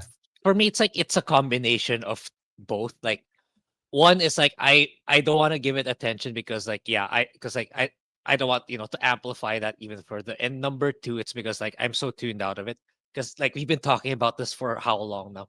Ever since we started this podcast, we've been talking about this shit for it's like I'm just so kind of exhausted talking about it all the time. And That's yeah, the thing, good man. to see that's it's dying out. So that's I that's I another think good thing. people are starting to see like the extreme far left and the extreme far right for like the bullshit artists that they are. And the stuff that they say is just ridiculous. And I think people are just tired of it. They're tired of the squabbling. They're tired of the discourse. Like people just want to live their lives. Yep. Let's see. Carlos Lima with the 5. Sydney Sweeney's greatest asset saves lives. Oh, absolutely, man. Absolutely. I guarantee you, the amount of stuff the amount of stuff I've seen from Sydney Sweeney, it's like I remember someone tried to hack her phone. Right? And she was like, it's like my boobs are already all on the internet. What more do you want? Yeah, I was gonna say like you can just Google Euphoria. Yeah. Yeah, it's just for me, I think she lost a little weight. I think her boobs in like the other movies I've seen, like it's gotten smaller, but they still look fantastic. In fact, I'm pretty sure there was like some storyline. There was a storyline where like her character was like sexting someone and they took those actual photos and just put them on the internet Yeah. as like marketing for the production. Yeah, it's like it's So already out essentially there. it's like exactly the same as like a leaked photo from her phone, except like she willingly put it out. It's ridiculous. It's not like God, what's that girl's name from? She used to date. She's like I think she's like half Filipino or Mexican. She used to date Zac Efron, High School Musical. His like Hispanic looking chick, part of High School Musical. Fuck, I forgot her name already. Like she was a part of the whole Disney thing, and I believe she purposely leaked her. It's like, oh, my leaked photos are out. I think she purposely leaked it so she can move away from Disney. I forgot her name. Yeah, there's a lot Vanessa of Hudgens. Thank you, Vanessa Hudgens. Disney Thank you. starlets that try to like distance themselves and be like, I'm adult now. Look at me. Look how hardcore I am. Yeah, it's just like I think she purposely leaked her own nudes. Like, oh no, my nudes. Oh no, and then she leaked it again next year. It's like, oh no, more nudes. Yeah, Oh man. there's a lot of that in Hollywood. Yeah, that's crazy. Maybe they just that's their way of rebelling. I don't get it, but hey, Well, it's a calculated risk, right? You're gonna release that stuff for the gooners, but then you're going to pretend to be, offended for the pearl clutchers and be like, oh no, I didn't mean for that to get out, but like, really, you knew what was going on. yeah, it's sort of Yeah. like when You're playing when- both sides. it's sort of like when you get in the argument with your significant other, and you've seen their boobs many, many times, and then when you get into this argument, and then they're changing, you walk into the room, and they're like, oh. I'm like, I've seen those already. It's just or like you have like those people who are like they go to the beach, like they have like a bikini, a skimpy bikini on, and then like when you see them in lingerie, they're like, oh, don't look at me. It's so stupid. I think that's And funny. you know, though. it's like it takes a certain circumstance for you to take pictures of yourself nude or record yourself videos of yourself nude. Like you really have to go out of your way to put yourself in that scenario. So yeah, agreed. You know Yeah. what you're doing. What's this here? It's like best Miss Rough Night says best way to win an argument is a flashing to distract. Yeah, It man. works all the time. Just letting you know. She knows I have squirrel brain. I'm just like, oh, It's like, what were we talking about? eidetic memory. Huh? What? Oh, oh shit. That's the thing. Like the one failure is that I actually have to be focused on something in order to remember it. So because of the ADD, like if I'm not focused, I don't remember it. Yeah. See, Call of Duty moved to 5. It's crazy to imagine that Sydney Sweeney actually was debating on getting breast reduction surgery before she was famous. That's great. Anyone who gets breast reduction surgery, look, I understand back pain. Can't find cute bras and bathing suits for yourself. I'd say, like, I think it's worth it. Look, I know that what's her face? I think Jennifer Connelly got it. I believe Ariel Winter got it, and a bunch of other people have gotten it. I think Kat Dennings got it, but I think it grew back, which is oh no, you wasting your money, Kat Dennings. But I think that that's her superpower. That's why she's in the MCU. yeah, like I remember the glorious days of the fappening. I remember those. I think like Kat Dennings was like leaked as well. And I think there's a bunch of other people that were leaked. I know Jennifer. God, I forgot her name already. J Law, Jennifer Lawrence, Kate Upton. All that. Man, I think the fappening was such a great day. And the thing is, if you reduce your breast size, it is what it is. But it's like you don't need to. But I don't know. I don't know why girls do it. I don't get it. It's like imagine having there's some people that just have like a tiny frame. It's like imagine having a massive penis. You're like, oh man, this is getting in the way. I can't find pants that fit anymore. I was like, what? Well, especially coming from a Chinese person, I would just be like, oh, that's good for you. Good for you. You can't find pants and underwear to fit the massive hog. Madam Savvy. Yeah, man. Yeah, I was gonna say. I think you're jabbing Savvy here. I'm just mad at Madam Savvy, all right? I'm just. You need to find special underwear that like supports everything and keeps it in the right place. So you don't accidentally sit on it. Like it's a hard life, dude.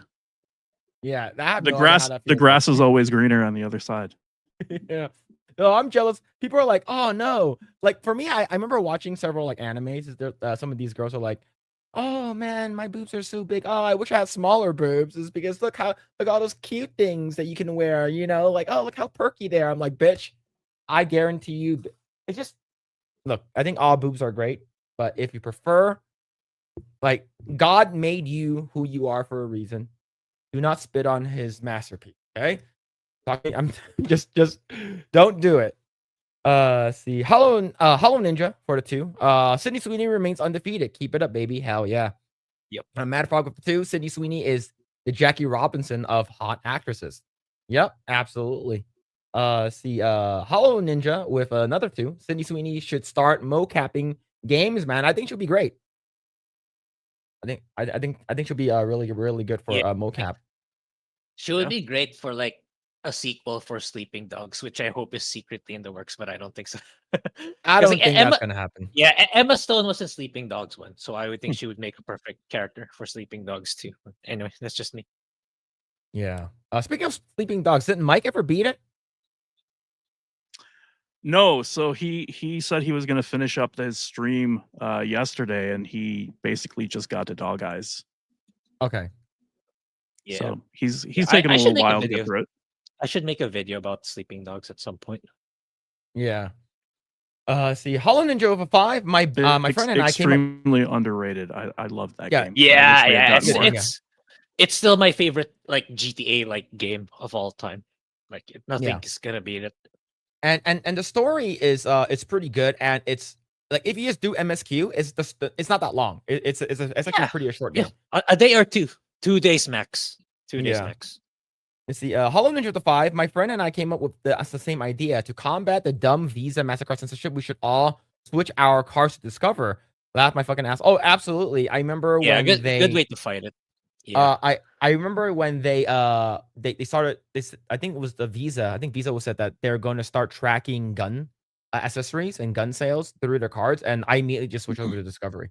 Yeah. I still have my Discovery card, but then I think they retracted that thing, so I'm not sure if they're still doing it. But Well, I still have my Discovery card. they are still prohibiting a lot of purchases that are firearm related, and it's not even for actual firearms. It's just for components. Like if you want to buy like a trigger spring or something like that, you still can't pay with the card. It's ridiculous. Yeah, it's there's a lot of things that you can't even ship to California either. So imagine if it's like they can ship, will your Visa card actually? Yeah, so we switch over to Discovery, and I think a lot more places are what's it called again? Accepting Discovery card now, which is good. I know some places don't accept like American Express and stuff, but like, I think this Discover is being more I guess catered to now. See, Hollow Ninja with the 2, Sleeping Dogs on 10 out of 10. Square might be doing a movie. Yeah, I heard they are. I heard yeah, Simu Liu is going to be playing Wei Shen. I think Simu Liu is throwing his hat in to play. Oh man, no, I you don't need someone know. else.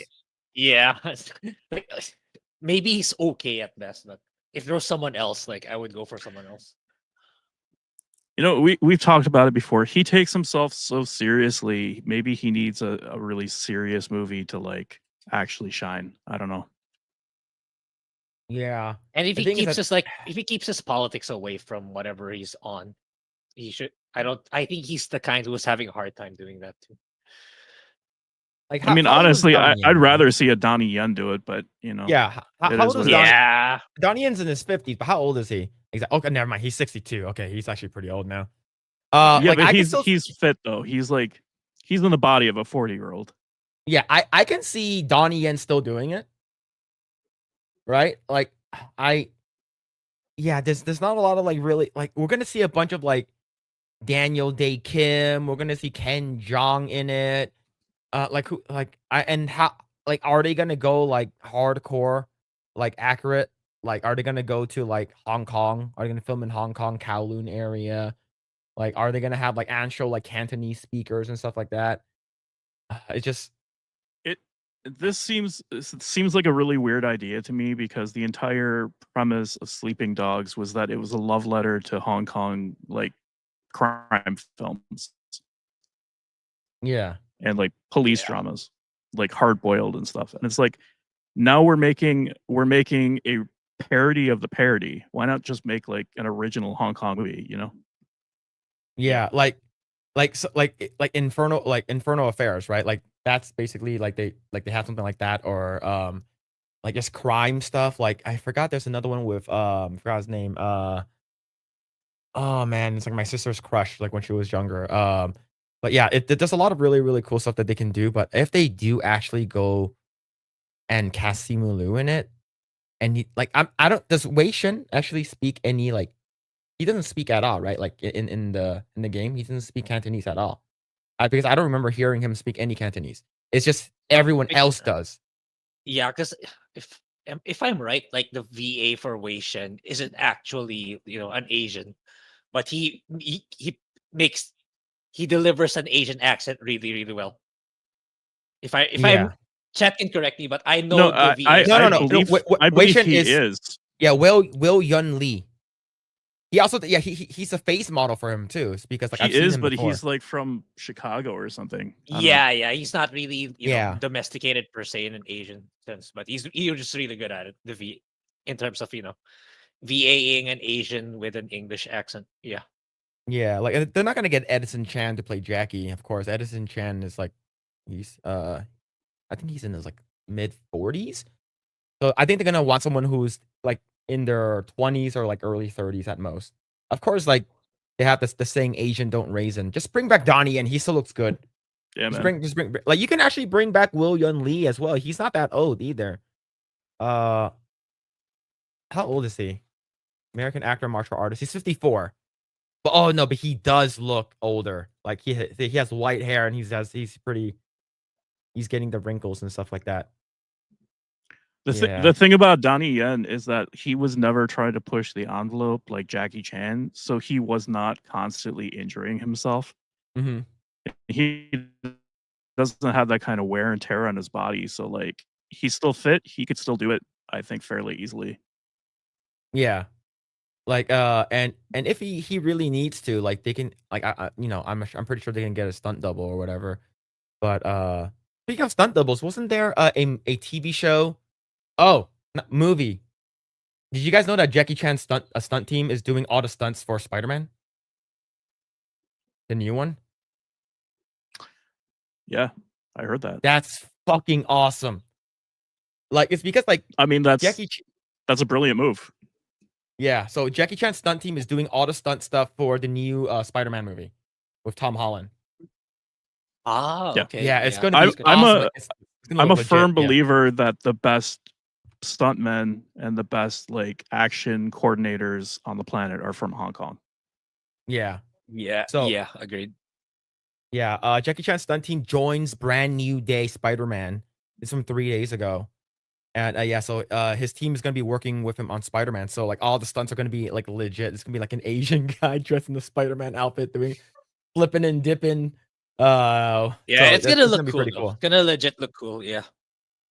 Yeah, man. That's awesome. I like that. So this is from so this is rumored, right? So but I according to what I heard it's true. The Jackie Chan's team is working on the Spider-Man Brand New Day stunts, rumored Spider-Man 5. Get the shit out of here. But yeah, so it's gonna be doing it in London with a stunt team. I went to London to visit the set. My Jackie Chan stunt team was busy filming Spider-Man. I was the action director for the Jackie Chan stunt team. So that's really cool. So the Legends of the Ten Rings, Shang-Chi director is gonna be doing the movie. So that's gonna be really cool. Like we're gonna see actual like legit like stunt team martial arts people that Yeah. like all from Hong Kong and like working on this kind of stuff. Yeah, not only are they doing like special effects practically, but they're also doing like all of the stunts practically, and I respect that. Yeah. You can tell the difference. Yes. Yeah. Yeah. So the good thing is, I guess since they're working closely with Jackie Chan's stunt team, I want this movie. Hopefully, this movie is not woke. Is because it's going to be definitely like it's going to be in China. So I wonder how that's going to work with the whole CCP thing. It's because I know Jackie Chan is like, Okay, yeah. yeah, he's Yeah, I think they won't try anything if it's very China oriented, and a lot of team are from China. Absolutely. yeah. See, Hollow Knight, Hollow Ninja of the two. Stellar Blade 2 sequel is in the works. Sydney Sweeney. No, Yeah, they're not gonna have. They're gonna bring Rek Shin-jae in. Yeah, with Asian people. Yeah. I mean, I'm happy with like their starting development, like more weapons, better story, and then there you have your perfect game of the year contenders, legit. Yeah. I would say if Stellar Blade did the thing with like what they did with Wu Chang. Like Wu Chang had like 5 different weapons. Like 4 or 5 different weapons. And I think that if we can at least give her 3, I think it'll be fun. Like give her like a double-handed, like a dual blades, double-handed sword. Two-handed sword. Yeah, exactly. Yeah. Maybe even pretty cool. Yeah. And polish up the story. Then it has a legit chance of being game of the year. Yep. Let's see. Hollow Ninja the 2 with another 2. Donnie Yen tried to do the movie first before Simu. Yeah, I heard that he wanted to do it, but it just fell through. Right? But like Donnie Yen did a lot of really cool stuff. I think Flashpoint was a really good one. That not a lot of people watched that, so that would be pretty cool.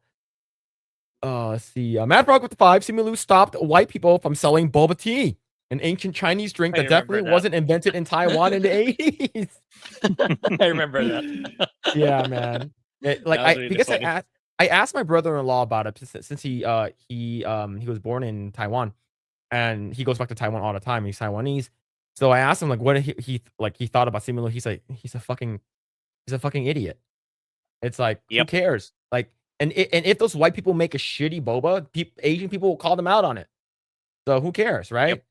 It's like you're talking about a melting pot here, but he's from Canada and stuff like that. That's kind of the thing, Rand. Like we're the great melting pot, and like our culture is appropriating other people's cultures. We take what's interesting about that culture and we mix it into our own. So Yep. like that's the very epitome of what it is to be an American. And so for him to specifically complain about that, I think is ridiculous. Yeah, it's dumb. Let's see. Schick with the 199. You say, Paul, Phil eats Reaper pepper on stream. Nope. Not gonna happen. My it's gonna burn going in and coming out. I mean, my man can barely eat a cake, so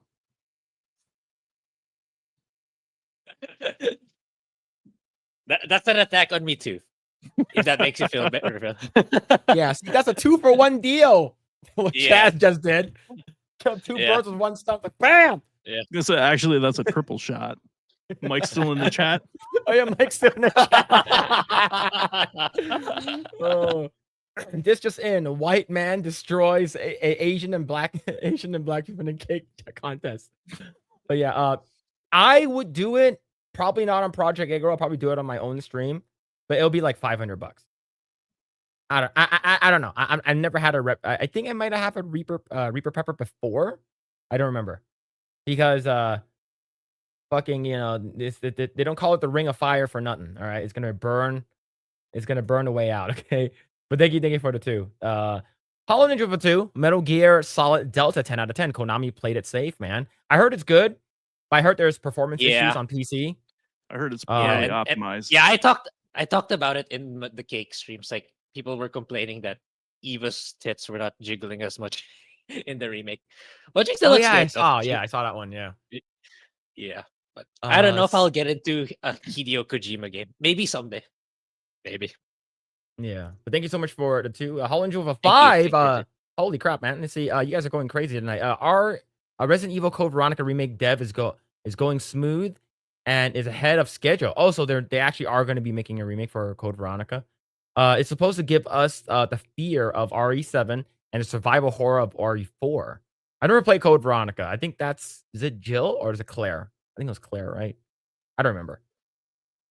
I didn't even play it. So I wouldn't know. But thank you for the 5. Thank you. What about Asian discount?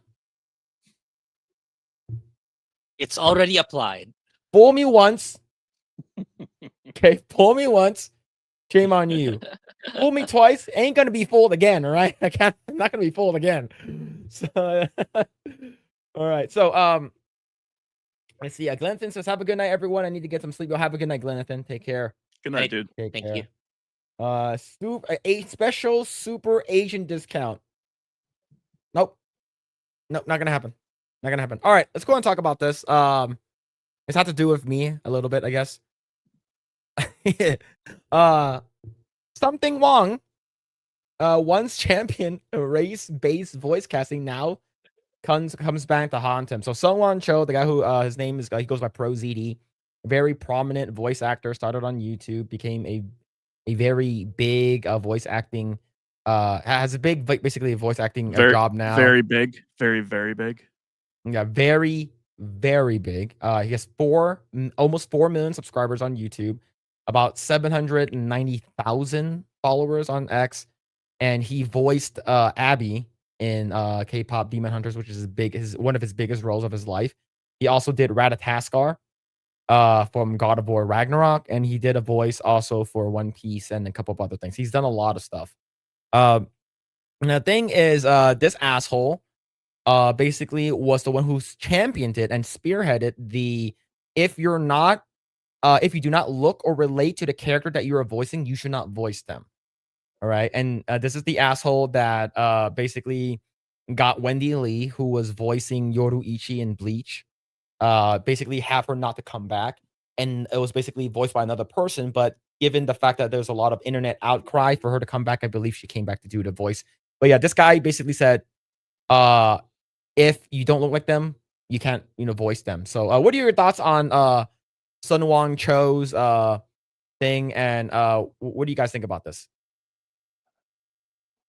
I mean, at Epicverse, we know someone who actually was the correct ethnicity to be playing the character, but they said that she did not sound black enough and did not put on an affect to sound like a weird hillbilly. And so they fired her and hired someone who was gonna do a more offensive accent.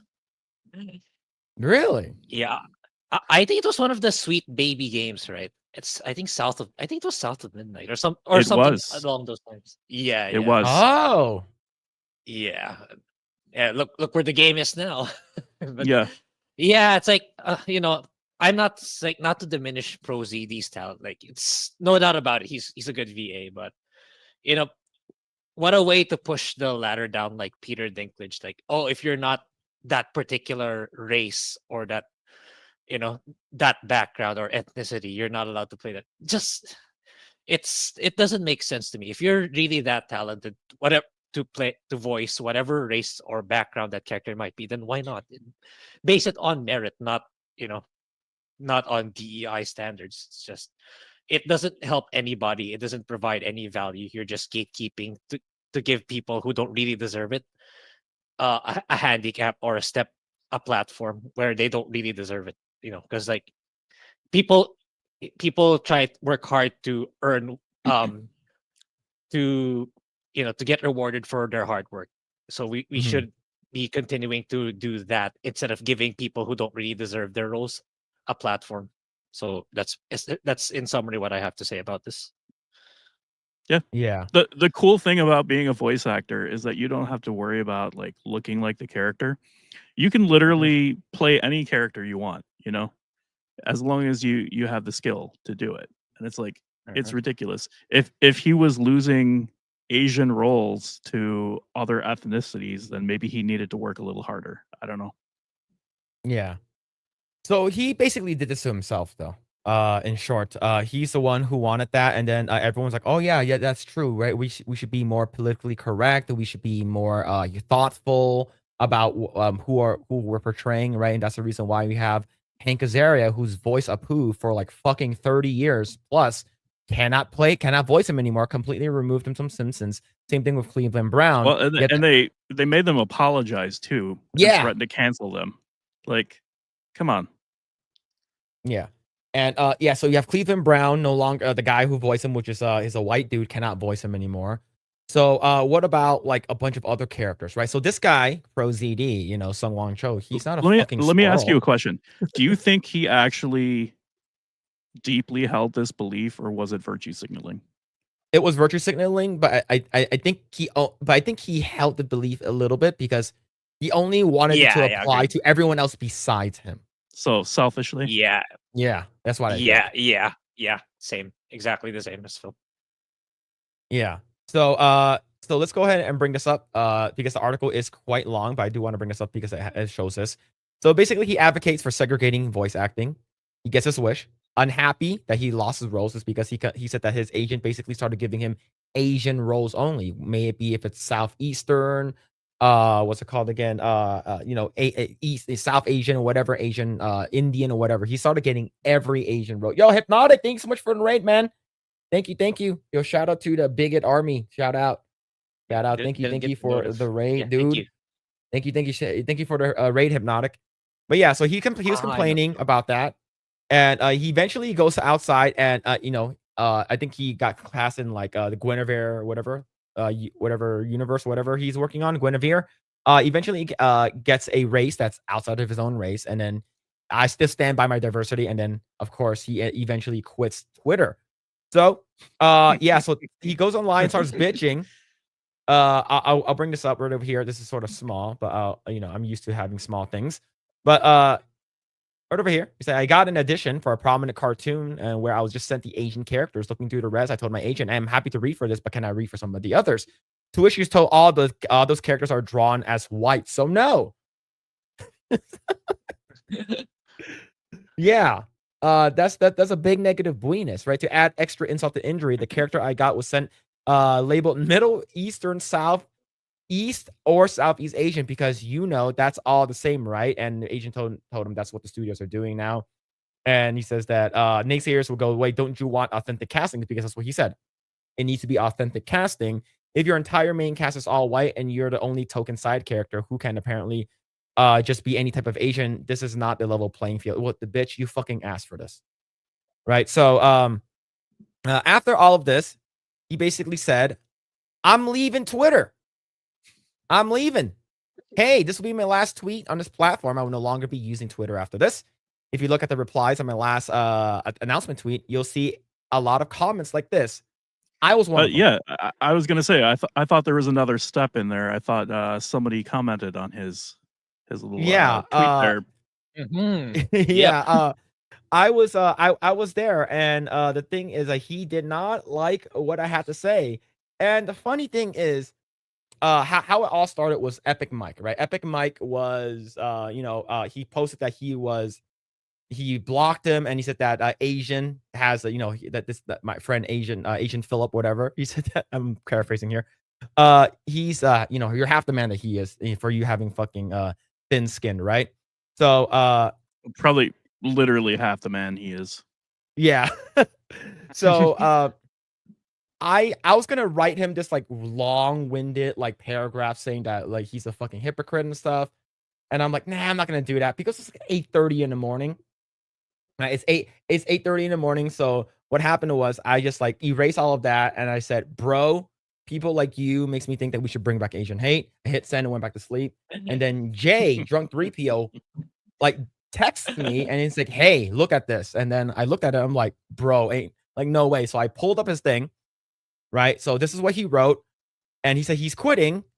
And if you scroll all the way down, he screenshotted 3 people, and I'm one of them. And I guarantee you, he probably doesn't even know that I'm Asian. I think that like he's like, oh, these people are racist. Like, bro, it's like I'm Asian, right? Did you not even go to my profile and look at it? No, of course not. Probably not. Yeah. He just assumed it was a white guy with like an anime profile picture, and decided to run his mouth about it. Yeah. So for me, like of course I don't think I'm the sole person that made him leave Twitter, but I'm one of the people that made him leave Twitter that he screenshotted, and I thought that was hilarious. So I made a video on it. But yeah. And after that, people started talking more shit about him, and he eventually just completely privated his account. Like he basically Prosy is no longer on the internet, and he basically privated everything. But according to what I heard, the people that he follows, people who are following each other, he's still posting shit. It's just the public can't see it. So, yeah. But yeah, I think he's basically the Peter Dinklage of the acting. He's just been a little bitch about it, and he doesn't want to be held accountable for the things that he said, and have people remind him that like this is a shitstorm of his own making. Mm-hmm. Absolutely. But yeah, but I thought that this was funny because people like him just pisses me off to no end, and he's a big hypocrite. Like, oh, we should have more authentic casting, and then you started bitching about Yoruichi, and then like, well, now you get what you fucking deserve, right? So, I just think it's funny. Well, controversy. And if he had just come out and he had been like, you know what, I understand now. I get what you were saying. I was wrong. I've changed my mind. Like, none of this would be a thing. But he doubled down. Yeah. It's I think he's just a big pussy. He's a very, very big content creator on YouTube. He's considered a public figure now. So he probably went to the blue sky and started bitching there. And I think eventually he's gonna come back. And private his account. So yeah, blue sky is just an echo chamber of the lefties and the wokies. So yeah, they'll end up coming back anyway. Yeah, so like I'm reading here, it's like Cho's experience highlights the ongoing complexities of race and representation in voice acting. And the thing is, it's voice acting. You're not like going on a camera and said, oh, I'm gonna be playing a fucking rat or like a tiger, right? Because he played like a tiger character in One Piece. It's like, oh, you don't look anything like that, so you shouldn't play this person, right? Like it's stupid. You're voice acting. So that's the great thing about voice acting. You can play whoever you want. That's the thing, man. It's not complicated. It's not a complicated issue. Like, do you have the talent to, sell the illusion and to make people think that you are that character. If you do, Yeah. great. If you don't, then you don't. It is what it is. Yep. Let's see. The critics of rigid identity-based casting note that it can be inconsistently applied and unintentionally restrictive, limiting opportunities for talented performers regardless of background. The controversies around Sung Wong Cho's demonstrates the tension between the so-called quest for representation and the true creative freedom, a debate that continues to challenge studios, performers, and audiences alike. But yeah, he's probably going to still continue getting jobs here and there. But the thing is, he has to sort of live with this for the rest of his life, is because whatever he's in now, like there is going to be 100% a K-pop Demon Hunters 2, and they're probably going to explore more of the other characters, side characters, other than Jinwoo, right? So, is Abby going to get more voice, right? And the thing is, probably, but who cares? Like, if he shouldn't have said anything. But it's like, he's like, oh, I've been getting this shit for a long time. People have been complaining about me for a long time now. Well, bitch, if you didn't say anything to begin with, none of this would have happened. Like, you're a good voice actor. Just do voice acting. Stick to that. Go off the internet. But the thing is, he's permanently online, and he has thin skin. Like, it's like my foreskin is bigger than that. Like, it's like, what the hell's wrong with him, man? This is wild. But yeah, I just wanted to talk about this. I thought this was funny that this happened earlier today. I didn't think this was not early today, early this week. I didn't think this was going to happen, but man, it just sort of blew up. But yeah. Let's see. It's always wild to see that kind of hypocrisy and to see someone seemingly not understand why things happen to them the way they did. Yeah. Let's see. Yeah, go ahead. Oh, I was just gonna say this is like literally like the meme of the guy on the bicycle sticking the stick in the spokes. Like that's him in real life. Why would they do this? Oh man. War Wizard for 199 says Beardo's fat for 199. 2-inch Eggroll discount.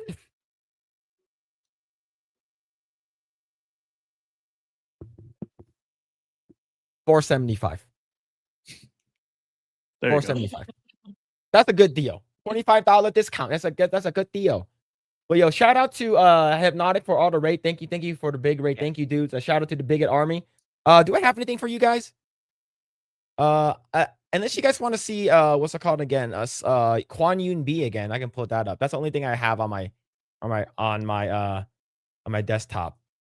Like I don't save a lot of. Well, I have this one here. I think this is fine. Hold on.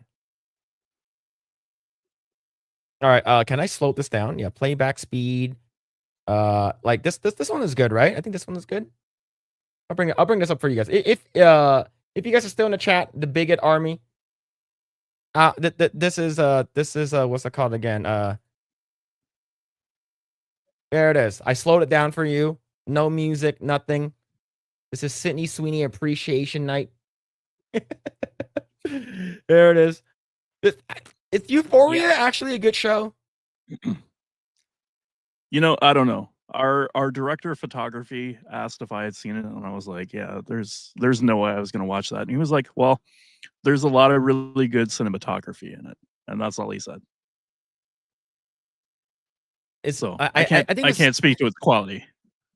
I think the good cinematography of that black dude like knocking her down. That's evidence right there. Yeah, man. Yeah, this is bad. This is high peak cinema right here. This is peak cinema. And yeah, it's they had to use a wide angle lens for that one. Yeah. To get everything into the shot.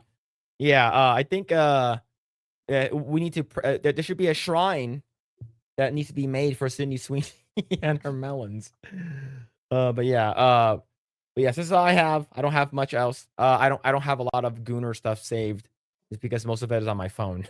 I don't have it on a computer. Right. Oh man. Let's see. Hollow Ninja of the two. I like Pro ZD. It's cat. He probably ate the cat already. He probably ate the cat. Thank you for the 2. Thank you. Hollow Ninja of the 5. It's not about the race of the character. Voice actors create voices based off of the character's personality. For example, Johnny Young Bausch and I think Lelouch. Lelouch. I don't know how to pronounce that. Lelouch. I'm assuming. like the thing is, Johnny Young Bush does a lot of voice acting, right? Like he does the voice for Zero. He's not a robot, right? He's not a robot. He's not a freaking Maverick Hunter. So yeah, like and the thing is, like he also does a voice for Nero. He's not a white boy, right? So same thing, right? Like what? He's actually mixed, so it could be. I don't know, but he's a good voice actor. Who cares? You're voice acting. All right, Bad Frog with the 5. Ask him if Kratos or Vader should have been different voice actors. Exactly. That looks like their race, and watch him blue screen. Yeah. Vader. What's it called again? Christopher Judge, is that his name, right? Yeah, he voices Kratos. Or Charles Martinet. He is Mario, but he's also a dragon in Skyrim. So vastly different characters. Yeah, and moreover, like, what about Phil Lamar that voiced Samurai Jack? Like he sounds great as Samurai Jack. No one ever fucking complained. No one said anything. And now he's like, oh, maybe that fat piece of shit wanted to play, I don't know, a character. But now I'm only getting Asian characters. No, it's because his rules for Thee, but not for me. He wants the opportunity. He wants all of the parts. He wants first pick. Right? But now he's not getting it. Now he's complaining. That's where the fucking hypocrisy comes in. Yeah, well, like all Karens, like he's the exception to the rule. Yes. Right? Whenever you have exceptions, like, nope, that doesn't count, man. There's no exceptions here. See, Mad Frog with the 5. It will get worse for him when they implement weight.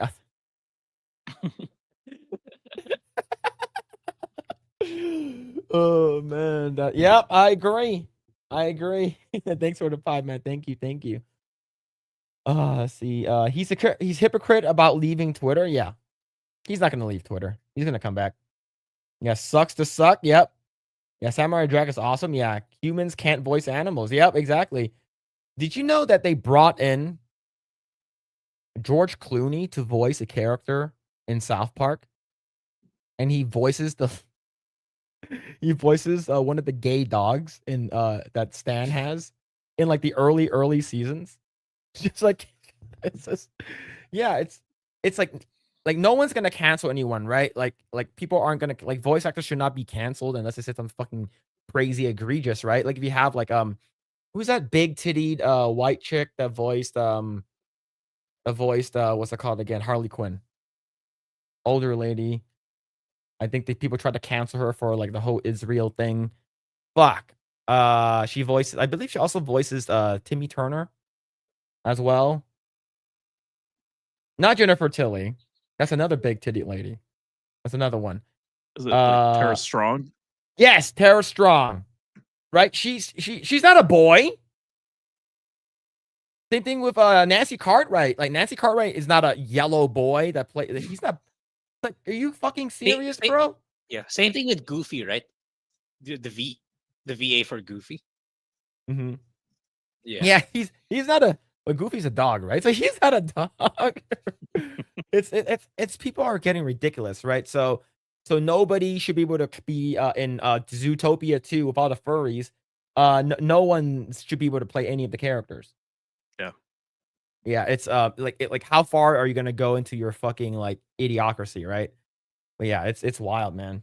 Russell has always been a woman actor. Yeah, exactly. Nancy Cartwright voiced Bart Simpson from the get go. And it's what's a doc? I think Dr. Hibbert, the guy who hello everybody, like that. Like it's like all of them, all done by like white dudes. Like no one cared until recently. Yeah, most young boys are voiced by women. Yeah. Naruto, Luffy, what's it called again? Fucking Ash Ketchum, all of them by women. Yeah. Tara Strong's 52. Yep. But her boobs are immaculate. They gotten bigger over the years. They're great, and she knows it. She knows it. Tara, yes, she's 52. She looks great for 52. Let's see. Go ahead and read this here. Hollow Ninja with the 5. Back during the good old Shonen Jump days, Yoruichi Chihon from Bleach won the anime waifu debate for 10 years straight. The voice that helped a bit, guys. The voice helped a bit. Are you talking about the Japanese one, right? Or are you talking about the American one that's done by Wendy Lee? So Yeah, she's 52, but her boobs are 37. Yep, that's true. But thank you so much. Yeah, Yoruichi. Grae, you know who that is? No. Oh, we gotta put it up. Chaz, you know who that is? I don't. So Yoruichi is this girl from Bleach. Let's see. Okay.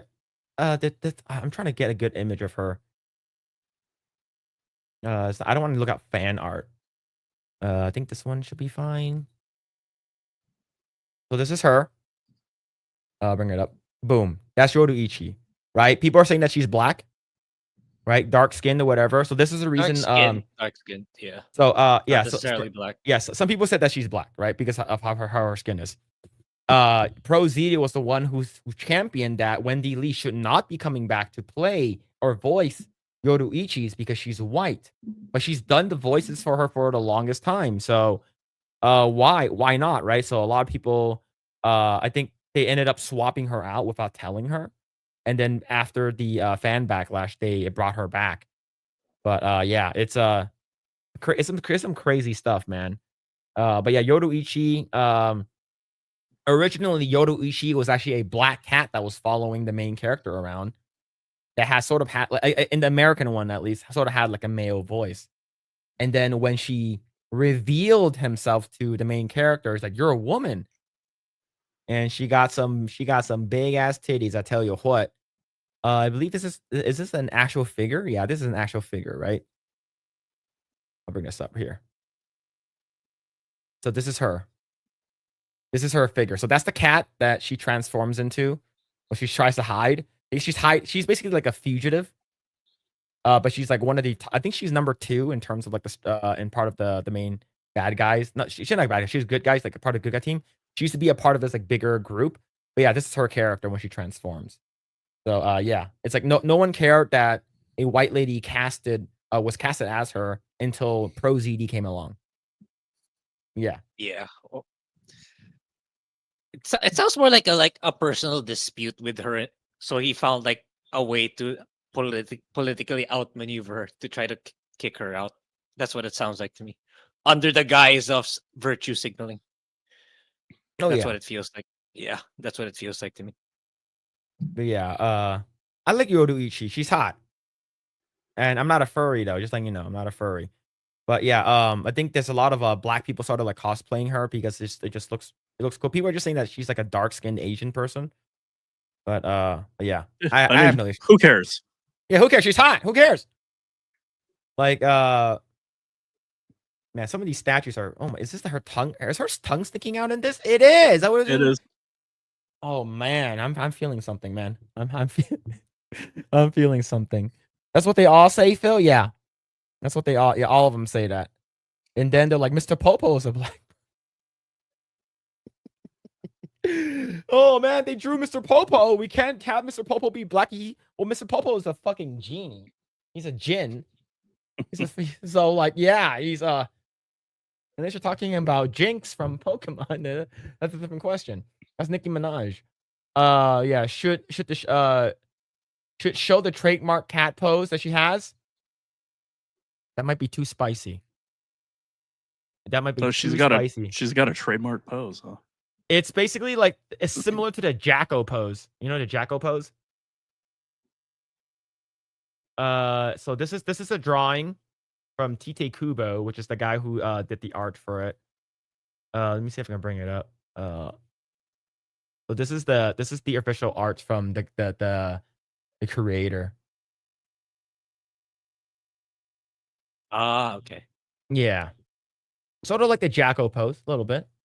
Let's see. Hollow Ninja 2. Bleach is one anime where the dub is good, like sub. Yeah. Johnny Young Bosch voices Ichigo. So it's I like Johnny Young Bosch. I am sort of biased with his voice acting. But yeah, this is it right here. No, I meant not about claiming to be a furry. Oh. I'm not a furry. I'm not. I'm not a furry. All right. Mrs. Rough Night is staunchly anti-Neko. She doesn't like the cat girls. She thinks they're Oh. borderline furry. She says it's a slippery slope. But she's not a cat girl. She just transforms into a cat. We're not talking about Y'shtola here. Right, hold on. You know who Y'shtola is? Oh, we got to bring her up. We got to bring Y'shtola up. Now, this, I used to play Final Fantasy 14. This girl was a problem. She was a freaking problem. Man, Cat Mommy is, man, the people at Square Enix. What are y'all doing? What's happening? But yeah, man. See, Neko is great. Hell yeah. See, Hollow Ninja with the 2. Johnny Young Bausch runs circles around Pro CD. Absolutely. Johnny Young Bausch is fucking him. He's goated. 100%. It's no different from any animagus in Harry Potter. That's wild. See, Phil is scaly. He was gooning over the dinosaur the other day. I showed that dinosaur before, right, Chaz? You remember that dinosaur that I showed? Yeah. You also show. I think you also showed in your own streams. I always, whenever I can't bring this back, The big titty dinosaur. Yeah, Yeah. the Parasaurolophus. So this Parasaurolophus, chat, just so you know, this Parasaurolophus here, this is Ben's fantasy, dinosaur fantasy here. So we talk about the Parasaurolophus that keeps all in the horn, that keeps all the magma in the horn. This one keeps all the magma in the tits. Okay. Do you know what's the crazy thing though? This is from a Facebook page. This is how I found it. It's from a vegan Facebook page. It says vegans is Bengal. Vegan art. What if humans never hunted innocent animals? Goats might have evolved with us to be intelligent as humans. Centuries of injustice. So basically said that if dinosaurs were still alive today, they would probably be. They'd probably be stacked. Yeah. Yo, I think Ben will love this. Does she also breathe fire? Absolutely. Yeah, they all do. They all breathe fire. That's a dinosaur that's on Bro Island. What the fuck? Dinosaurs did not get hunted to extinction. Look. I mean, the science is still out on that. I don't know. Yeah, I would.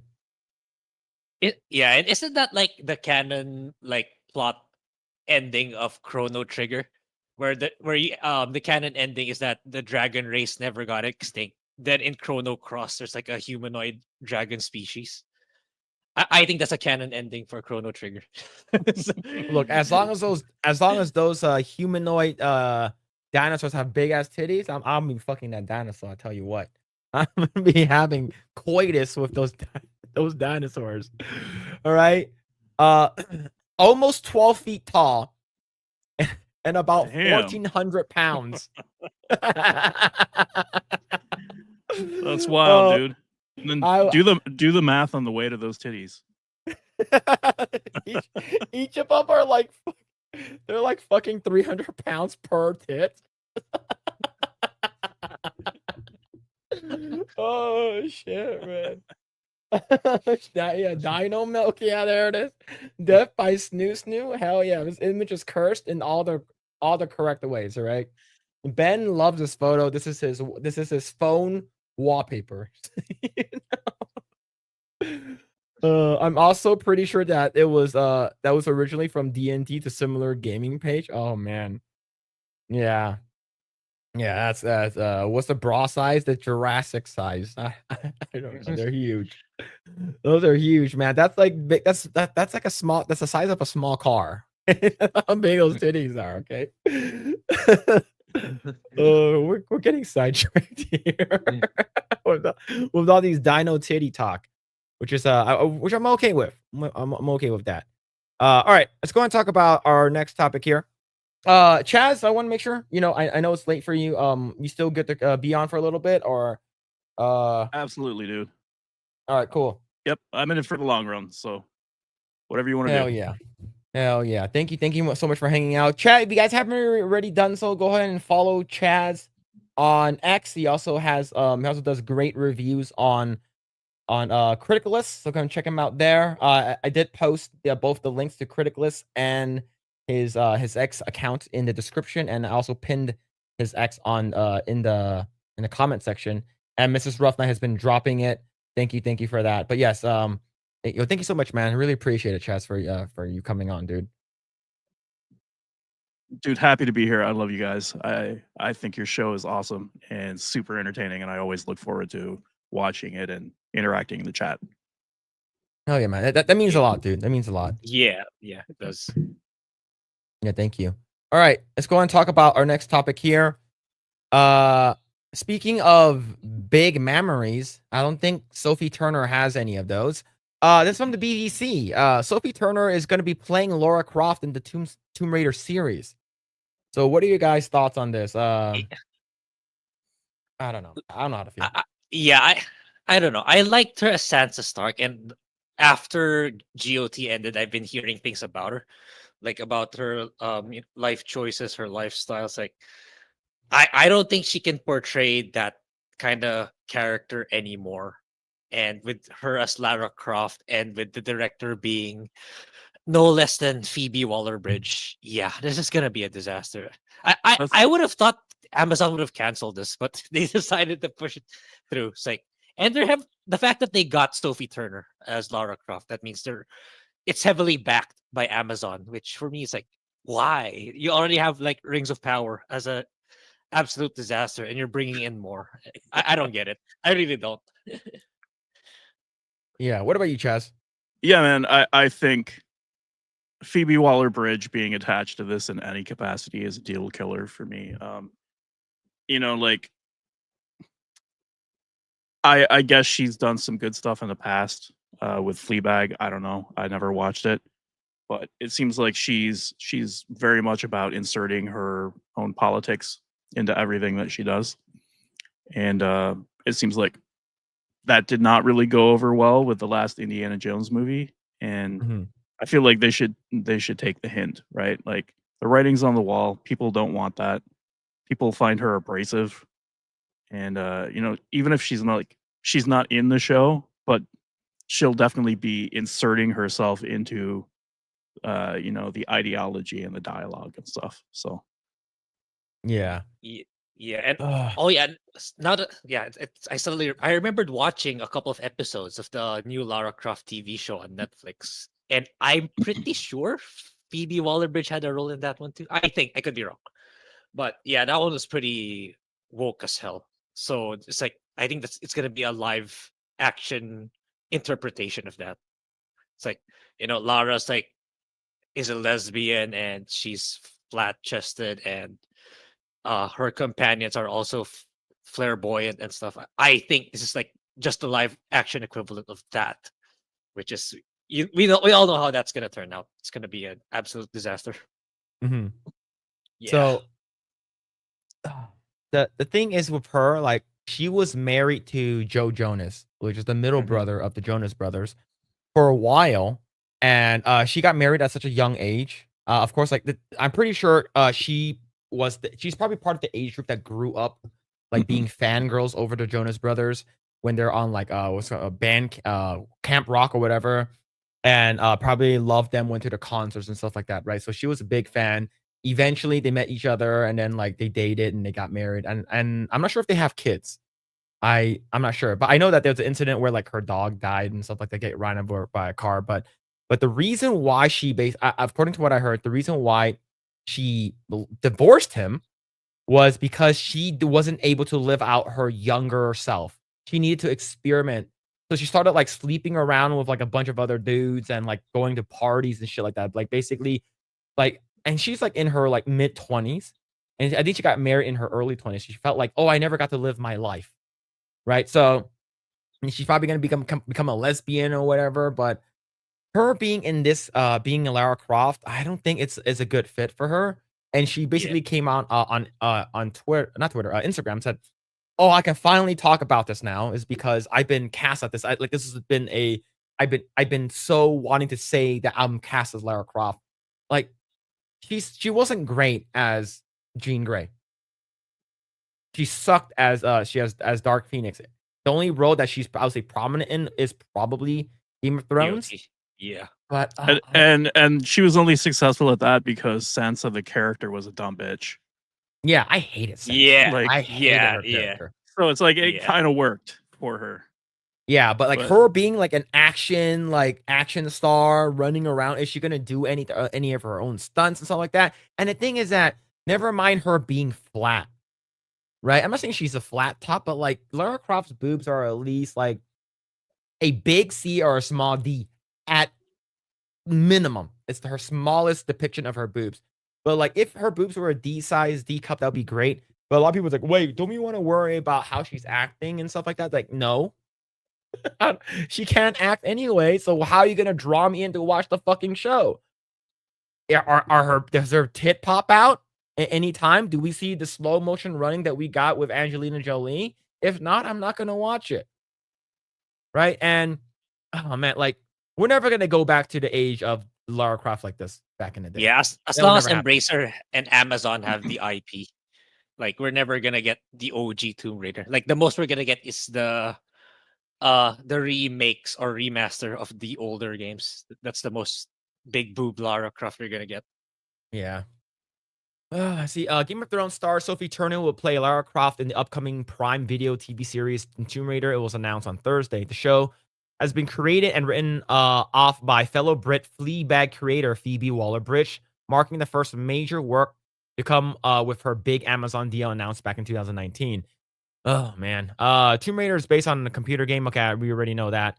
Turner said that she was thrilled beyond measure to take on the role. She's such an iconic character who means so much to so many. I'm giving everything I've got. I'll be okay with this if she got implants. And I'll watch it. I guarantee she's never played one of the games. Yeah, and it's not in her age group. Like she didn't grow up playing the game. She probably played the newer ones. Right. If she did play any games at all, probably the newer ones, but not the older ones. So yeah, this is No, yeah, she was but she was too busy like doing ketamine and sleeping around to play any Yeah. video games. Yeah, see, Waller-Bridge previously adapted the first series, Killing Eve, and was drafted onto the James Bond writing team, saying that the timeline she added little spices and tweaks across the field of the characters.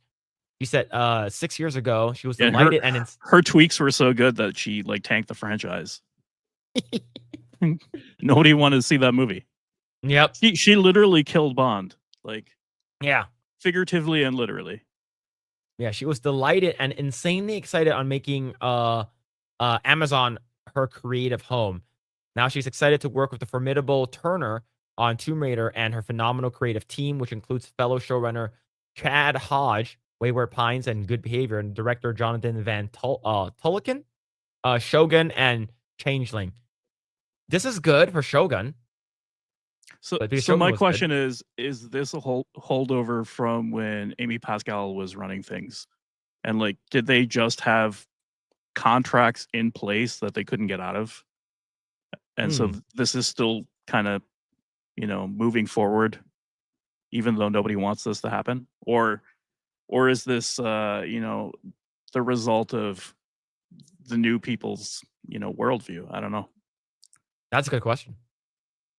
Oh man, this is wild. It's not very often you get to make a show of this scale with a character you grew up loving. I don't think Phoebe Waller-Bridge liked the game at all. I don't think she did. Probably never played it either.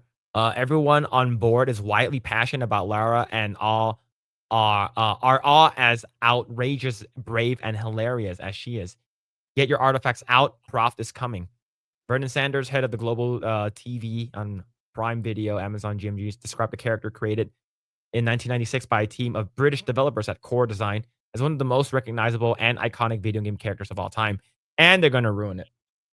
Yeah. What's wild is that she was like one of the original OG girl bosses, but that wasn't good enough for them. They also had to like make her ugly and lesbian, and like it wasn't Yep. enough that she was just like Yeah. a badass. Yeah, and remember, they were supposed to make a board game where she's not supposed to be getting artifacts anymore. I'm glad Yeah, that didn't push I remember through. that. Yeah. Yeah. Because That got canceled. it's imperialist. Yeah. Yeah, this is not good. Are you guys gonna watch it? For the channel, probably. Yeah, Like man. always.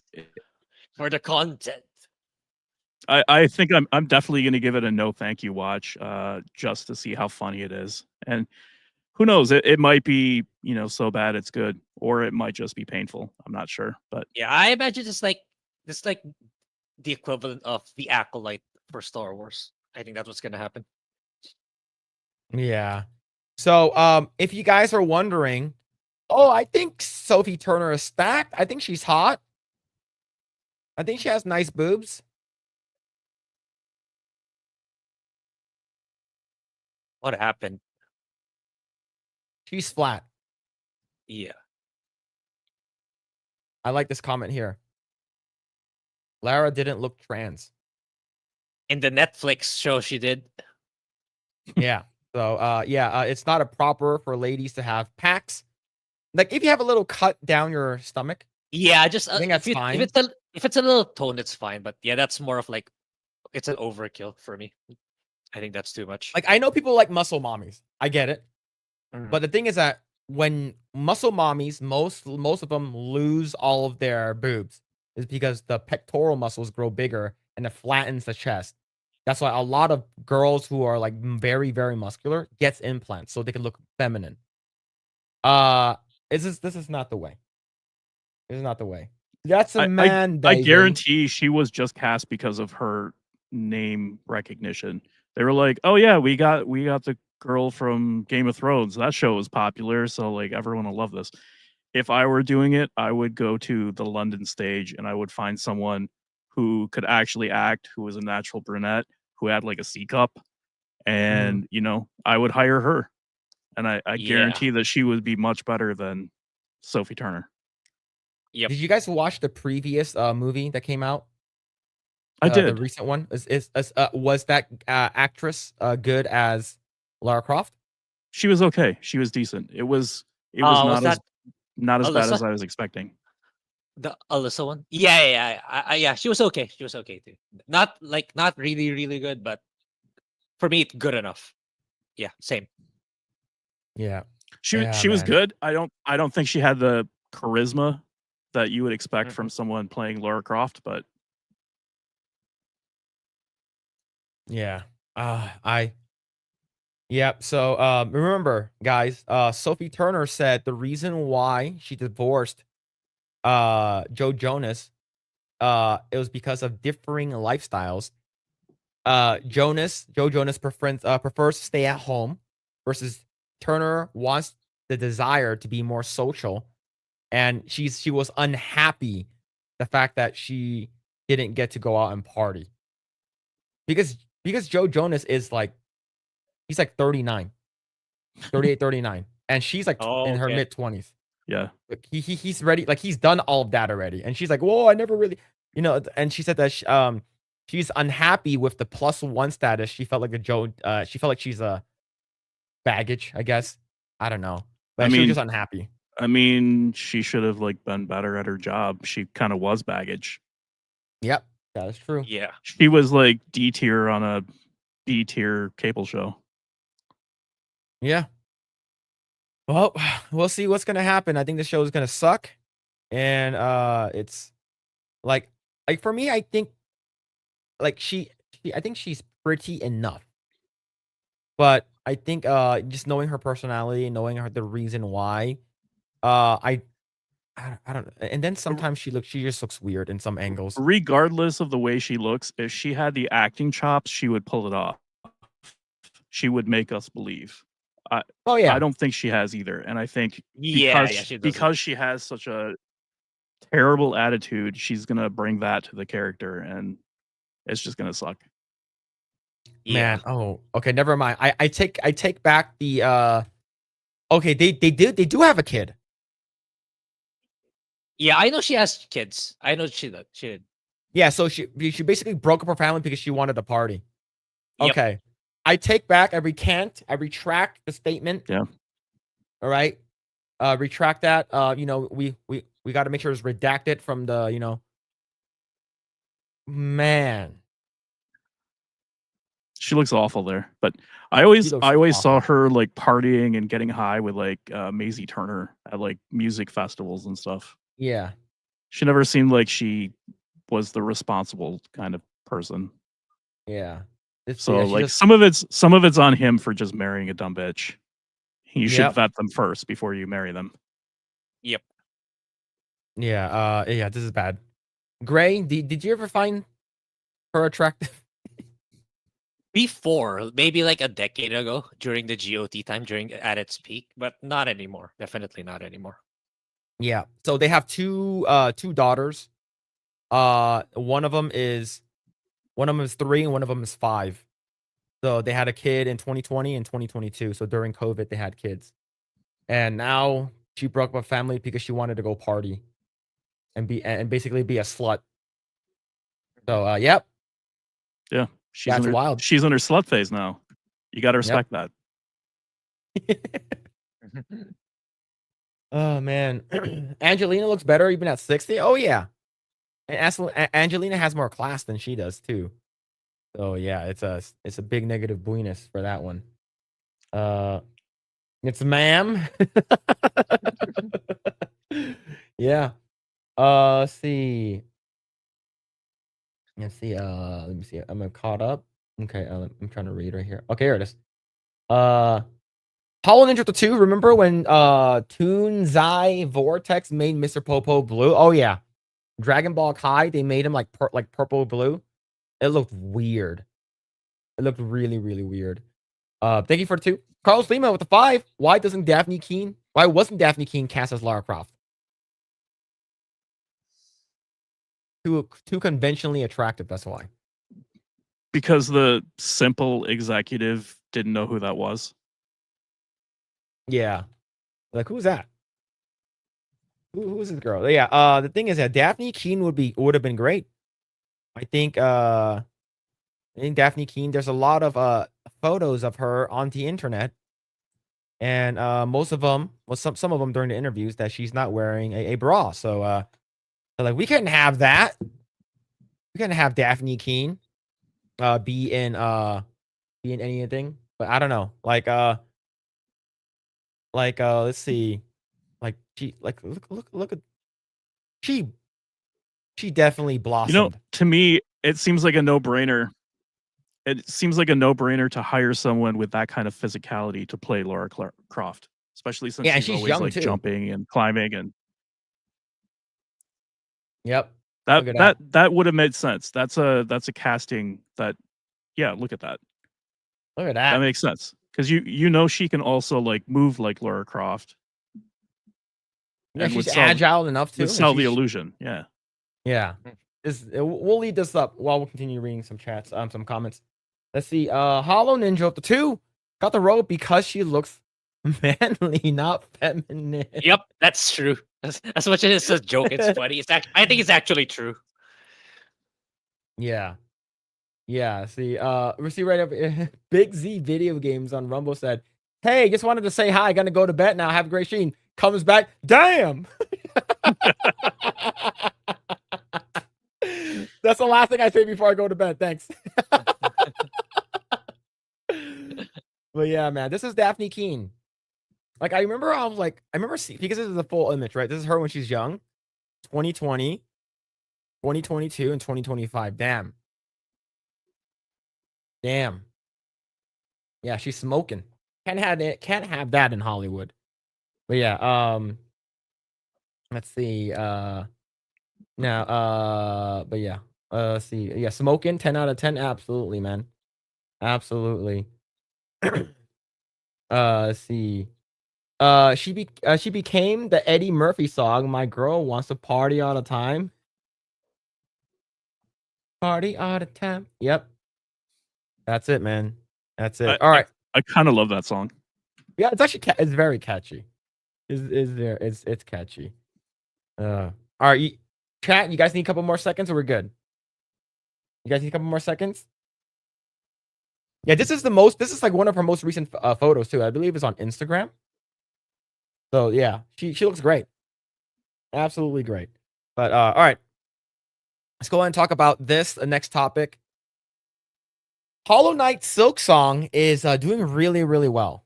I just started playing Hollow Knight like last night. I think it's pretty cool, pretty good. I just got the wall jump. I have like about 4.5 hours in, and I can see why people love this game. But this game, Hollow Knight Silksong, it was so good it crashed Steam. Yeah, I was there when it was crashing. It's like, wow, it's like Steam was unusually slow when the game became available for purchase. Like, dang, okay, I felt that. Yeah, it's overloading Steam servers and all the other stores. I imagine. Yeah, crazy. Yeah. Chaz, have you played Hollow Knight? I have. Yeah, it's good. I enjoy it. And Are you I gonna play the just- second one? I just picked it up yesterday when you were talking about it. Yeah. I know it's right now it's doing really well. Currently, it's sitting at 587,000. And The thing that made me pick it up is that people were saying they felt like they didn't pay enough for it, and they wanted to give more money to the developers. And I was like, okay, that's a game I need to buy. yep, this game done by 3 dudes. $20 game. That's crazy. I thought this game would be like $40. Yeah, same. Like I will legit like do a giveaway for this game. Like it's like I want to support the developers. I love like indie developers. Like stuff like this makes me very happy. And then you're talking about stuff like Concord. They spent hundreds of millions of dollars on. Same thing with anything from Ubisoft, whatever. It's just this puts them to shame. This is so embarrassing for them. But yeah, it's currently 418,000 players, which is a lot. This is a very good game.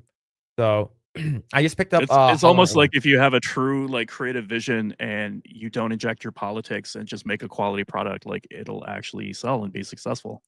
What a concept! Yeah, imagine that. Yep. All right, so Hollow Knight Silksong beat Original's all-time peak player count in just 15 minutes. That's crazy. Yeah. Yeah, let's see. It shouldn't be a surprise to see Hollow Knight Silksong absolutely smash it within minutes of its launch. This is exactly what happened as the game's anticipated launch saw huge player numbers come in and help Silksong destroy Hollow Knight 2017's peak player count. Hollow Knight has retained legendary status for nearly a decade. However, the torch has well and truly been passed down to Hollow Knight Silksong. Within minutes of the sequel going live, Hollow Knight Silksong single-handedly took down Steam, Xbox, and Nintendo eShop. Yep. So wait, it's not just Steam, Xbox, and Nintendo. All the storefronts, all the gaming storefronts. Holy That's wild. crap. And it reached 100,000 players in just half an hour. That's wild. I love seeing this, man. Like imagine if you're working at a AAA company and you're like one of the people from the top, and you see this, you're like, man, are you gonna try to do better? Or are you just like, nah, we're just gonna continue doing our shit, create slop, and people will buy it. Yep. We need those DLC and microtransactions to maximize revenue. Yeah. So give me a game. Okay, give me a game that a random woke game that is that's supposed to be doing really well, but that isn't. Right. And That's supposed to be doing really. What do you mean by? I don't know. Give me a woke game that costs a shit ton of money to make. That can search up on Steam. Okay, the most recent one where I'm actually surprised. Look, I know it was gonna be shit that no one's gonna talk. But I didn't know that it's gonna be such a silent release. Search up, Echoes of the End. Echoes of the End. Yep. The hell is this? I thought. Yeah, I thought people would talk about it more, but surprisingly, like I think people are just so tuned out with like the sweet baby ink looking games that they don't even want to talk about it anymore. Right? Like holy shit! It's like 15 players. That's 558. crazy. That's Yeah, it's like- wild. And if you look at it in a graphical sense, it's not really the worst you've seen. Dude, what's that game where you just click on the banana? How many players does that have right now? Banana but- game. Banana. 101,000. That's wild. Yeah, so Dustborn has 4 players. I know Smash JT got a screenshot where it was at 0. Literally this- no one was playing it. Yeah, this is the top trending game right now with 418,000. That is really, really good. And if you think about it, It Like- beat PUBG. That's wild, dude. like 580, someone did the math in chat. 587,150 times $20 is $11 million. Wow. That, and That's this is just on Steam. Just on Steam, exactly. This is what happens when you make a good game. Mm-hmm. That's that it's wild. Yeah, Let's see, Well, and also charge a reasonable price for it. yes. yeah, extremely. It's only $10 for me for third world countries. So they Yeah. regional pricing. It's even cheaper. Yeah, so Hollow Knight, I bought it yesterday, $15. I would say within the first 2 hours of the game, I would say I already got my money's worth. It's really good. It's a very, very good Metroidvania type of game. And I play a lot of what's it called again? Mega Man X back in the day. So Yeah. the wall jump, the air dashing, the combat is great. It feels very fluid. And the fact that they have actual animation in the game, fucking awesome. I love 2D animation. So I'm glad that this company was a Team Cherry is doing really, really well. And it's only done by 3 dudes. That's fucking awesome. The original Very impressive. Yes. Original Hollow Knight, as of writing, achieved more than the respectable all-time peak of 72,000 according to SteamDB. Many indie games would kill for numbers like this, and it's a big reason why the sequel has been so in demand. Within 15 minutes, the Silksong being available to download, its peak player count eclipsed the OG. As I'm writing this, the Silksong's all-time peak stands at 100,000. Of course, right now it's at 500, a little bit over 500. With people still at work, waking up to around the world, and the weekend still to come, expect the numbers to grow. It is really, really good. How good? Like, Yeah. just cater to your fan base and make a good game. Like Chaz said, charge a reasonable price. Yeah, I posted a video yesterday on the Eggroll X. It's the same as this screenshot. It's a really fun boss fight. Yeah. I think that boss fight made me view Silksong in a much more positive light. Yeah, it's good as like man. like I have a hard time getting into Souls like games, but when I fought that boss, like it was fun and really fair. So I really enjoyed that boss fight. So I'll be playing some more Silksong in the coming days and then make a video about this because really good game. Really and very well deserved success. Hope for more to come for Team Cherry. Yeah, I'm liking the game so far. I can't wait to play more, but this is the screenshot Do you feel like you got your money's worth? for Yeah, $15. I do. Oh, for Silksong. Yeah, it's like I'm already like For Silksong. 5 hours. Yeah, I bought Hollow Knight like a few days before Silksong, but I got stuck. So it's like I decided let me just try Silksong first, and yeah, I progressed further now with Silksong versus the original Hollow Knight. And yeah, it's like I jumped to Silksong right away because like I don't have enough time anymore before Trails in the Sky takes over my life. So I want to make a Silksong video before Trails comes out. Yeah. But yeah, Yeah. and going back to the question, yeah, I definitely feel I got my money's worth for both games already. Yeah, I think that if they charged $40, it will be a very fair price. Yeah. I think I think even $60, I think people would have probably paid for it and be like, yeah, I'll pay for $60 for that game.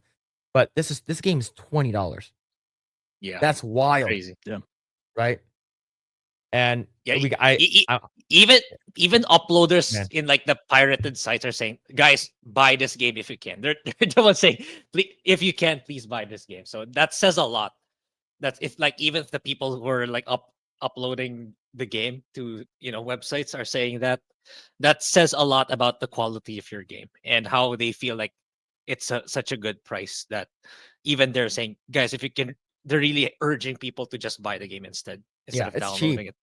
Yeah, It's $20 is very cheap. Like you can go to McDonald's and spend like well more than over that, like easy. $25 just for like a full meal with like, Yeah. oh, I want to get a McFlurry and a large fry. Like it's you Mhm. can spend over $20 for that now. So like hold Or- off on like that Or meal. an hour's parking in a big city. Like Yeah. Yep. Oh, absolutely. That's Yeah. true. That is true. Yes. And then you have this Dustborn with 0 players that just Smash JT posted a couple of days ago. That is Yeah. embarrassing. Yeah. And so this is what happens, man. Just make good games. People will play it. Yep. Oh man. See. when you're making games like that and they're reasonably priced and they're good quality, like you're gonna sell more units. So, it doesn't matter that you have priced it at a lower price point because you're gonna sell more in the end. Movies Yeah. are the same way. You can make a good independent movie really inexpensively and a lot of people will see it. You can make a profit. I think very Yeah. much like movies and video games, AAA games are very much in the same boat where they've just been bloating the budgets and they've just become Ye- insane and so ye- hard to recoup. And like I think we're not gonna expound on it, but there's this discourse going on too within the gaming community, within the game dev community in particular, where other devs are saying, "Hey, Hollow Knight is Silksong is priced too cheaply. What about us other devs? Like, it's expensive to make games, blah blah blah." But for me, it's like I don't necessarily agree to that argument, especially with entertainment products, which can be distributed digitally. Like it's not you're not like a manufacturing company where there's a fixed cost per unit. Like for video games, you can just copy the files unlimitedly, and like you can make it up in sheer volume. As if people really like your game, you're gonna make a lot of money, even if it's let's say like $5 or $10. As long as you focus on making a quality game and people really love, you're gonna have that fan base and you're gonna make good money, even though if you're pricing your games very cheaply, provided that you control your costs and you focus on making a quality product, you'll do just fine. You Mhm. and yeah, I think it's a really poor attitude for the other devs. Like these are other indie devs. It's not AAA. It's other indie devs that are saying this. Like, come on, guys, you just gotta step it up and make a good game, and you'll experience the same success as Hollow Knight. At least that's how I feel. That's how I feel about that topic, about other indie devs saying Hollow Knight is priced too cheaply. Like, Well, it's yeah, it's the same people. It's sort of the same. It's not the same people, but it's the same type of people that have this mentality of Larian Studios making a fucking banger ass game like Baldur's Gate 3. And it's like, oh, you can't expect us to have this, this kind of standard, right? So, yeah, it's you can't have that. So I just think that they are the type of same people. It's like, oh, you guys are making your games too cheap. Don't expect games to be like this. It's I think it's just cope. I think a lot of people Yeah. are just coping very, very freaking hard on Yeah. that thing. But yeah, Mhm. let's see. Hollow I Ninja think it's the a good 5. long-term Yeah. strategy. Yes. Yeah. Hollow Ninja the 5. Fans wanted to pay more for Silksong because it's good. We're out here paying $80, close to $80 for a woke, boring, unoptimized, and unfinished games. Shaking my fucking head. Yep.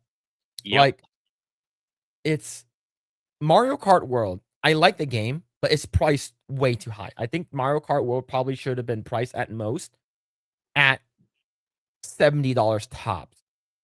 Right? But even Yeah. $60, maybe even $60, I would say. The Yeah, game yeah. feels unfinished. It feels like they're missing a lot of things.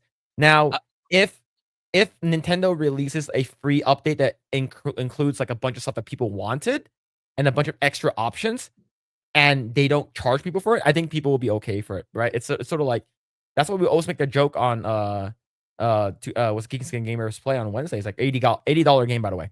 It's $80. Yeah. Yeah, Given what's happening now, especially with what Silksong is doing, I think, I think the big three, Nintendo, Sony, and Xbox, will think twice now. It's like, uh, I know Mario Kart did relatively well, but I think Nintendo kind of wanted more to do for it to do more.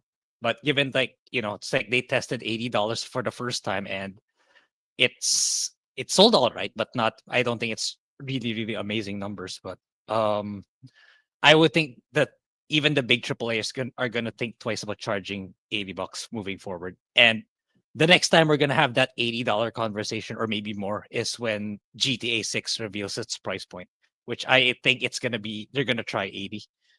I think that's the next game that's gonna test out that price point again, and no other game is going to try it. Yeah. Yeah. Let's see. All right. I do want to talk about this one. I think this is well, actually, Chaz, I did wanted to ask you a question whenever you return up. Are you oh, bless you. I did want to Excuse ask you a me. question. Sorry. No, Uh, no worries. how does so from a person who worked at studios and stuff like that, how do they inflate the cost and production of these movies by so much?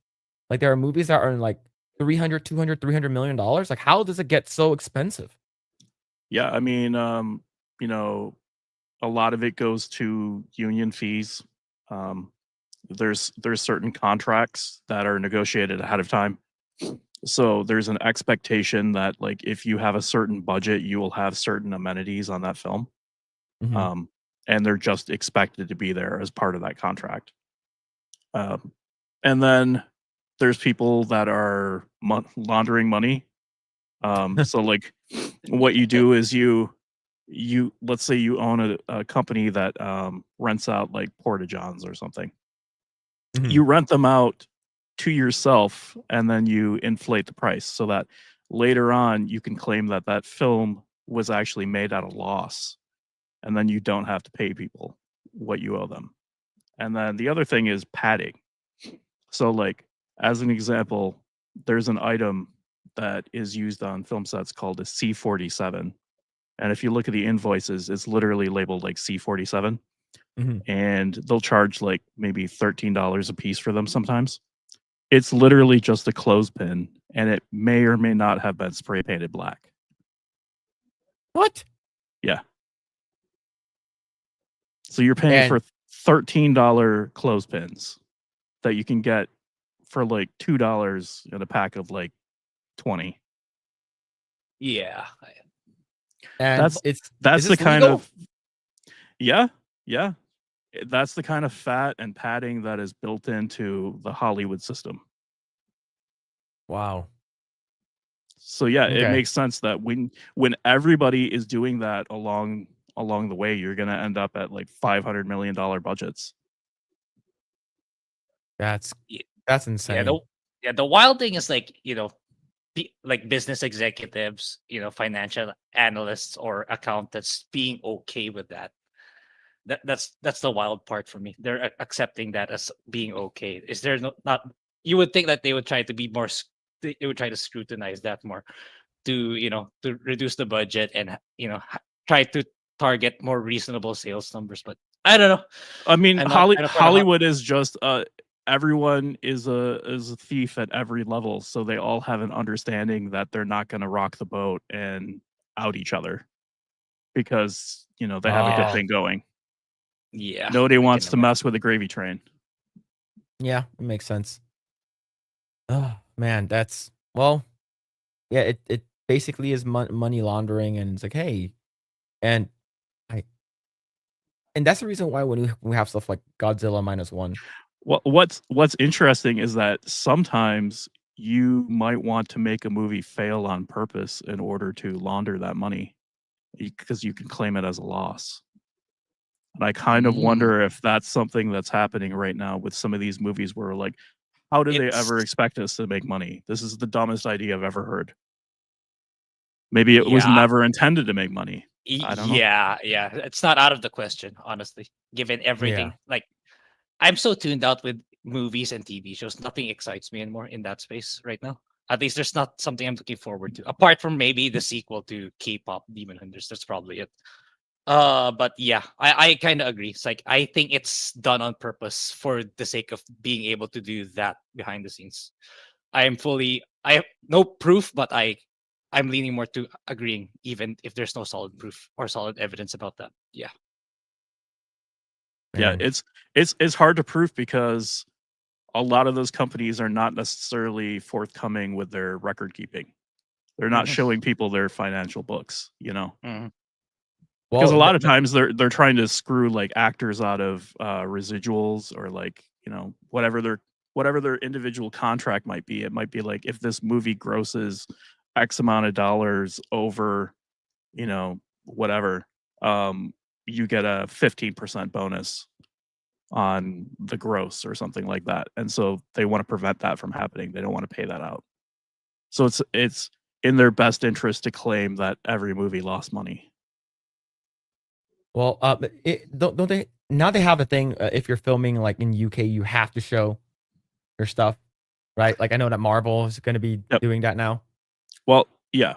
There's a lot of places that have film incentives, and a lot of those film incentives are predicated on you having a forensic accountant that basically can account for every penny that goes into that movie, and you are proving that A, you are spending what you say you're spending, and B, that you are hiring like a certain percentage of local crew, and that money is going back into the local economy, which makes sense. If you're going to have film incentives like that, you should be keeping track of that. It shouldn't just be a giveaway to anyone who wants to make a movie.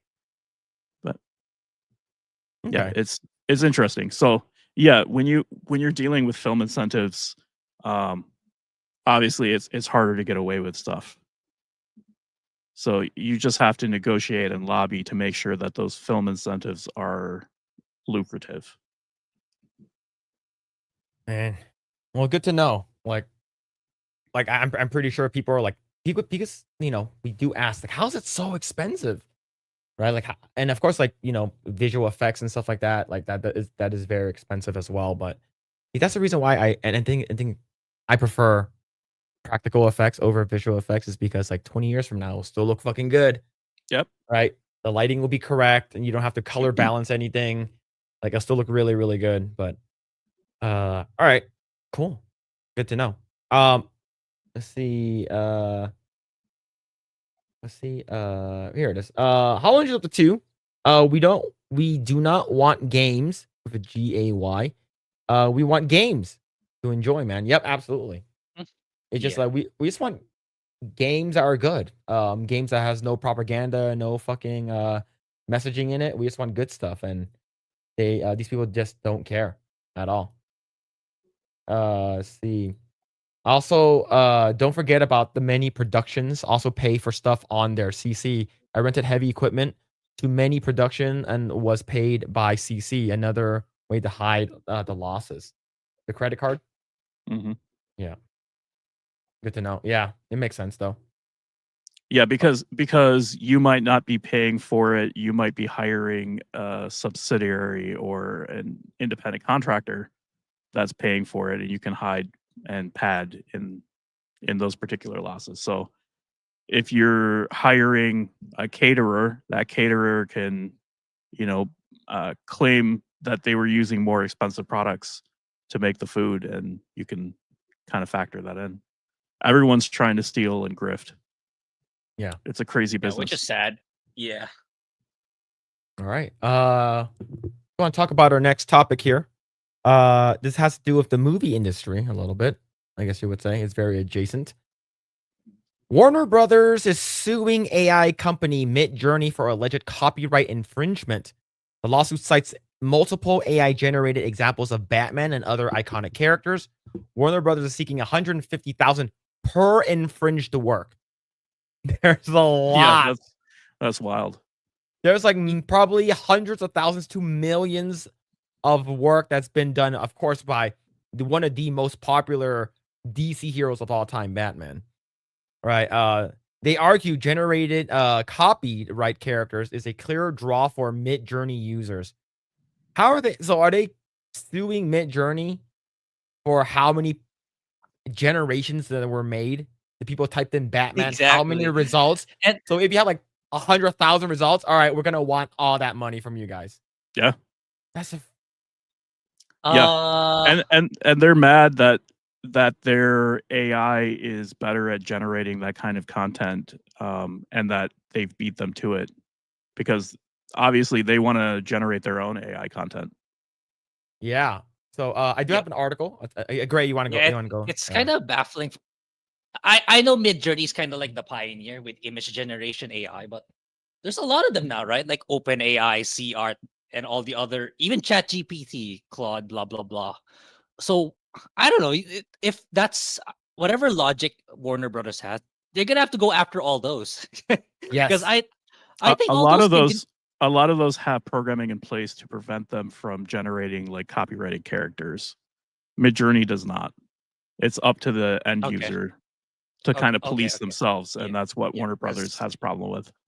Yeah. I and- never used Midjourney to that extent, so I And the wouldn't thing know. is that Okay. they only need to win and go after one, because if they go after one, it follows suit. Every other company that does this will, like, the AI generated companies will stop. Right? It only takes one. Or this if you sue in another case, you can point to that precedent and be like, "Hey, you've already ruled on this." Yeah, so take it down. Yeah. Okay. Yep. So here's the article here. You see, Warner Brothers Discovery sues Midjourney for copyright theft. So the one on the left and the one on the right. That you can clearly tell. And the thing is that it's getting better by the day. Every day it gets better. And it's scary. There's some videos I've seen, if you or images that you show me, sometimes I can't tell unless I really, really look. So yeah, Warner Brothers Discovery has launched a lawsuit against AI image generator Midjourney, accusing the latter of copyright infringement. In the lawsuit, Warner Brothers Discovery says Midjourney allows the subscribers to pick iconic copyrighted characters, which are then used for infringing images and videos and unauthorized derivatives, with every imaginable scene featuring those characters.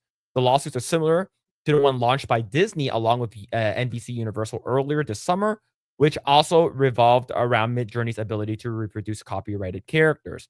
Warner Brothers Discovery included a number of examples in the lawsuit, how Midjourney recreates some of the beloved characters, including Batman, Bugs Bunny, Joker, Rick and Morty, Scooby-Doo, and just to name a few. So that's pretty good. Like, it's pretty damn good, right? Yeah. Like, it's not like one-to-one, but it's pretty good. Same in the Tom and Jerry one, you can see like some of the hands are sort of off, but it's just gonna get better and better and better. The more you generate these characters, the better it gets. So that's a scary thing. It's the learning. That is crazy.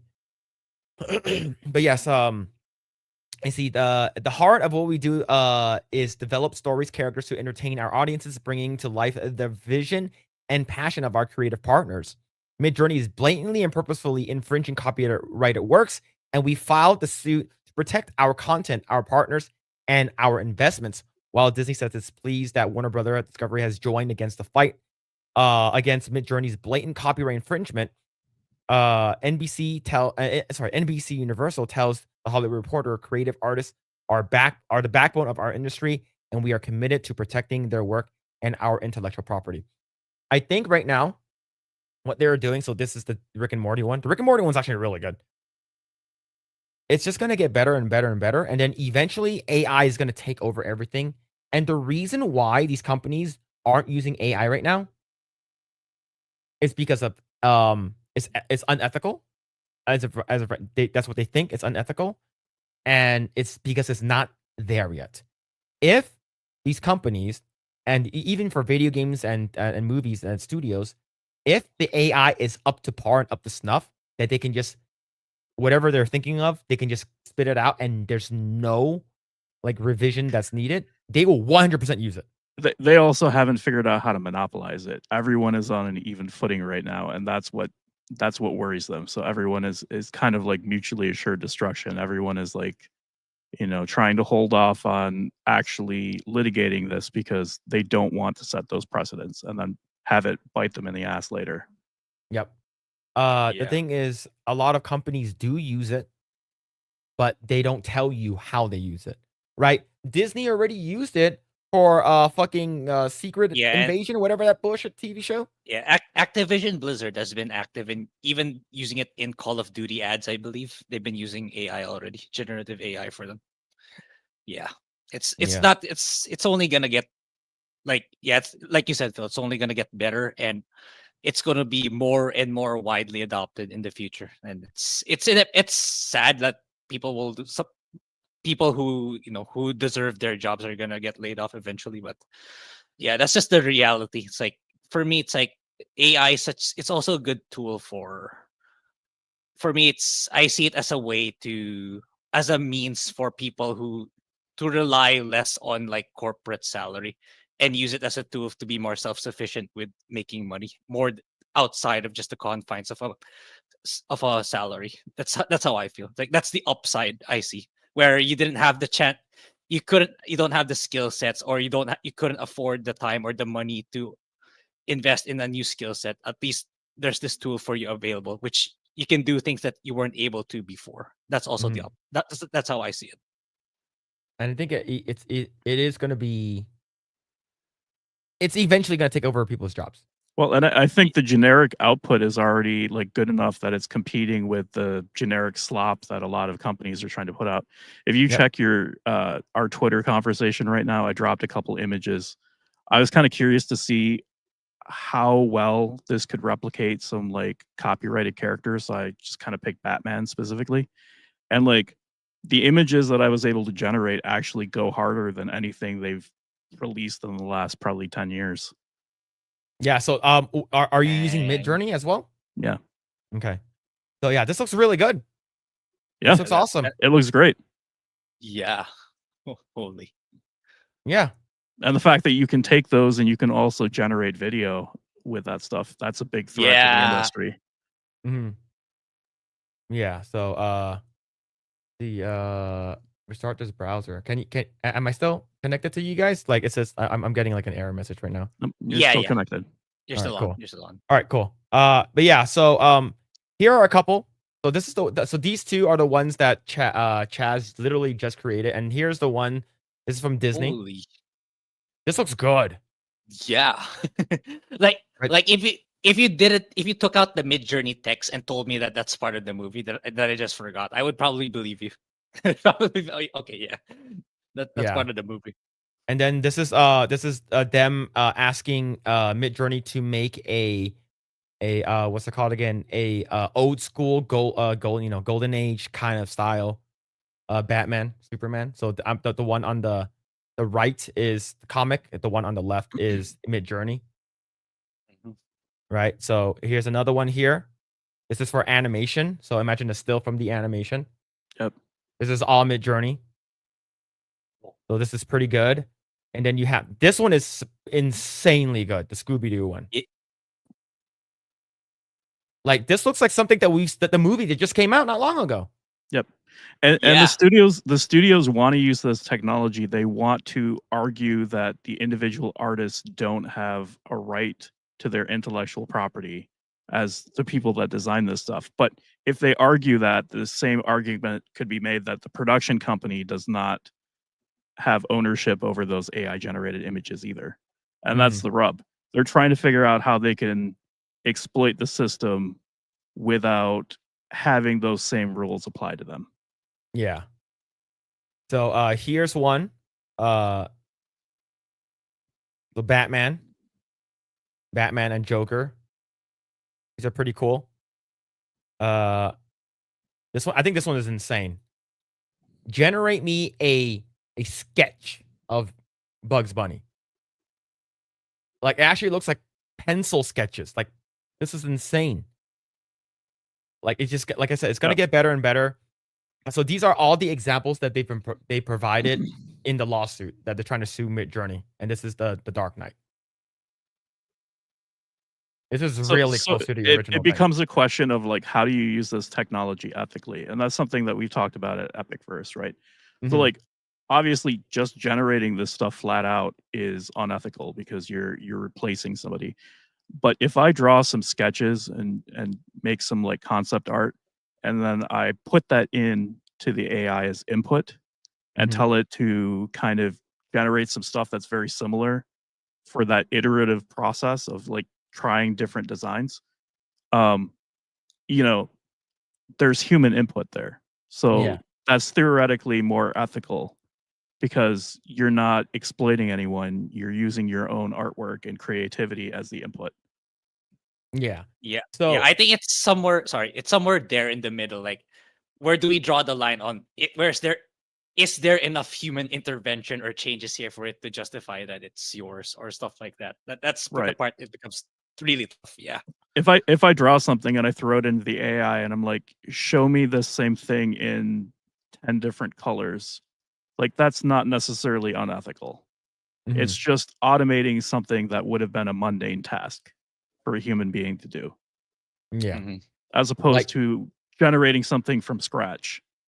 Like a good example of a person that does that, that did that to get a lot of flack was Shad. Like he took his character, a sketch that he did, like he knows how to draw, right? He's a draw of Jazza, you know, he's his brother and stuff like that, so they know how to draw. But he drew something and he fed it into the AI, and the AI used basically generated stuff based off of his concept. So I think that is fine. I think in terms of ethical, I think I think a lot of people that'll be like, people will be okay with it. But you have people who are like in my sphere who are like actual artists who paint shit and stuff like that, who like draw stuff and concept art or whatever. They'll be like, that they require no skills. And the reason why, like for me, I don't fucking care about AI, right? If it replaces my job, cool. It is what it is. Like what the fuck, I'm gonna fight against AI and robots and shit in the future. But the people Yeah. who are complaining about it, those people, those are the people who paid hundreds of thousands of dollars to go to college that feel like they got fucking ripped off. Now you think I Yeah. paid hundreds of thousands of dollars to go to college, but I like for me, I'm one of those few people who don't really care too much about it. Yeah, and so you have to adapt with the technology, and you have to figure out how you're going to leverage it to do your job better. Yep. But yeah, do you think this is gonna go anywhere? This lawsuit? You think they're gonna win? I don't specifically think they're going to win. I think Yeah. it depends on what they used as training data. If they were using copyrighted Warner Brothers material, like if they scanned in all the comic books and took every frame from the movies and stuff like that and used that to train the AI, there is the potential that they could win the lawsuit based on that. Because it wasn't just trained on generic stuff, it was trained specifically on copyrighted things that they own. Yeah, and for me, even if they win, like Chaz said earlier, they're trying to find a way to be able to leverage and take advantage of the tech without the baggage or the downside. But for me, I think it's so AI is so massive and what it can do that we can't. I don't think we're even comprehending what it can do even now. Like it's so massive, like to the point where I don't think they can achieve that kind of regulatory framework where they do have all the upside without the baggage. I think that cannot happen. It's like I think the playing field is equal to everyone, whether it's a multinational corporation or just if it's a single dude. Like everyone can take advantage of this tech with its upsides and downsides. And I can't see them being able to establish some sort of regulatory law or framework. There's no way they can keep up with the regulation because like they can't even assure that the AI isn't like plotting against us and lying to us. They've done experiments where like different versions of the AI are given a task and they will lie to the end user in order to complete that task, right? So they can't even assure that like they're safe.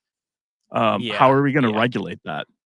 Yeah, exactly. It's like, yeah, that's how I see it. Like it's so big that everyone can use it without, there's no way they can set it in place where they can take full advantage of it versus the common man. I don't see that happening. So, how do you use Midjourney? Like, like for me, I like you have to subscribe to it, you have to pay for it, and then like, how do you use it? Do you use your own machine to generate it, or you use like a web browser, or do you use Discord? Like, how does that work? You can do it pretty much anyway. There's some where you can utilize it and utilize the AP like on your computer using like Mhm. local software, you're running the AI on there. You can use like a web interface. So like it basically just creates a graphical user interface where you can input information and then it connects to Midjourney and spits it out. Or you can do it through like one of the websites that specifically generate AI images and will use that model. So it's just like it depends on how much work you want to do and how hands-on Mhm. you want to be. Okay. Yeah, because the crazy thing is, I used to generate AI stuff because when Grae subscribed to OpenArt.ai, he subscribed for a year and I used it, and I was trying. The chat was like doing something crazy, and they're like, "Oh, can we generate a female version of you?" And then the Yeah. ones I generated didn't look that great, and then Chaz generated ones that actually look scary, and I didn't like it. I showed it to my wife. She's like, "Oh, you're so cute." So, yeah, the thing is that, like, did it involve a lot of work, or it was pretty simple? It's like grab a picture of this person, make him a woman. I think if you exercise a little more granular control over it, you get better results than just putting in a photo and telling it to do something. Okay. Yeah, If that makes any sense. I'm trying to, because when I did OpenArt.ai, like, getting photos of Sydney Sweeney, like, the AI cannot generate her face unless you use a reference, Yes. right? So the more details you type in, the better it gets, I'm assuming, right? That if you give it a bunch of, like, inputs, do this, do this, do this, don't do this, don't do this, you'll get better results. Because, like, sometimes I don't know how people do it. Like, it's like there's so many different ways to do it, and people are telling Yeah. me I should bring back the AI thing for Yeah, I Wednesdays. mean that was a lot of fun. I think that was a really entertaining thing to do with the chat.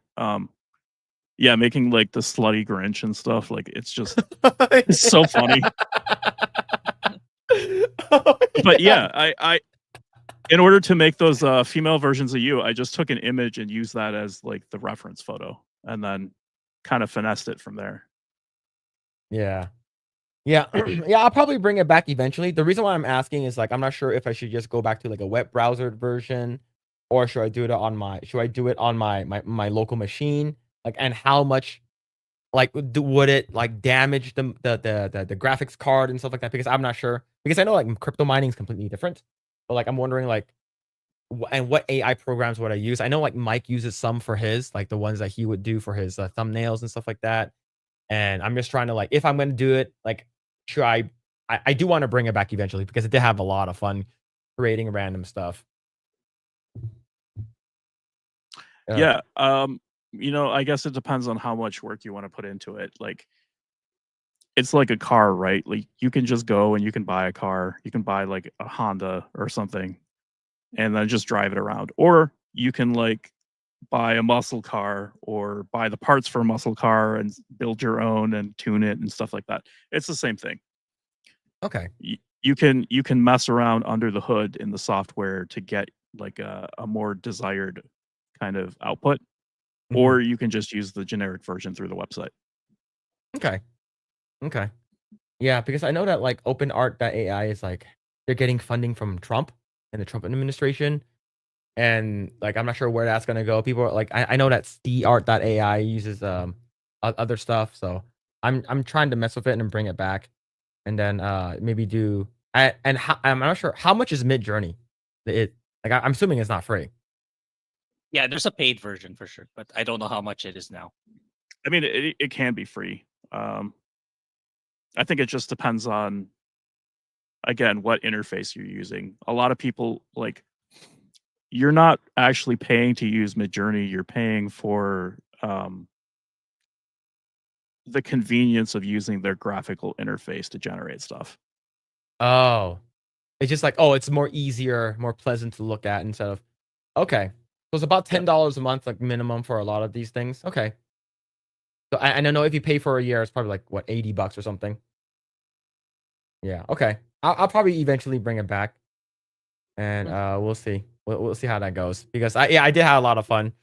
I remember Mrs. Rough Night was like, That Can was you make- that was classic can content, you dude. can you generate some like dad bod Ghostbusters? One of them was like, can you get some like dad bod like Luke Skywalker, Han Solos? That was fun, man. I had a lot of fun doing that, so I do want to bring it back eventually. I know people have been asking for it, so yeah, I'll consider it. I'll consider bringing it back. Let's see. Hollow Ninja with the 2 new poll: PS2, GameCube era, PS3, 360, Wii era, or PS4. You want to make a poll for that? For all 3 eras. For all 3 eras, I think. Yeah, which is the best era for you? I think that's what Hollow Ninja wants. For me, it will probably. I can answer it, but I don't mind making it a poll for it. For me, I think.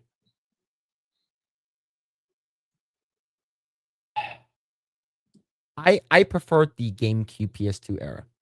I think I had most fun. For me, I had most fun in that era. I didn't. We got it. Yeah, that. We gotta bring it up. I don't even know who that girl is. Yeah, me too. I don't know who that girl is. Yeah, no, it's some like Hollow Live VTuber, Noelle. Apparently, she's really popular in Japan. I just looked for the one with the biggest boobs. Based. Yeah, man. Based. I literally bought it today for the occasion. Oh, okay. I thought you always had it. No.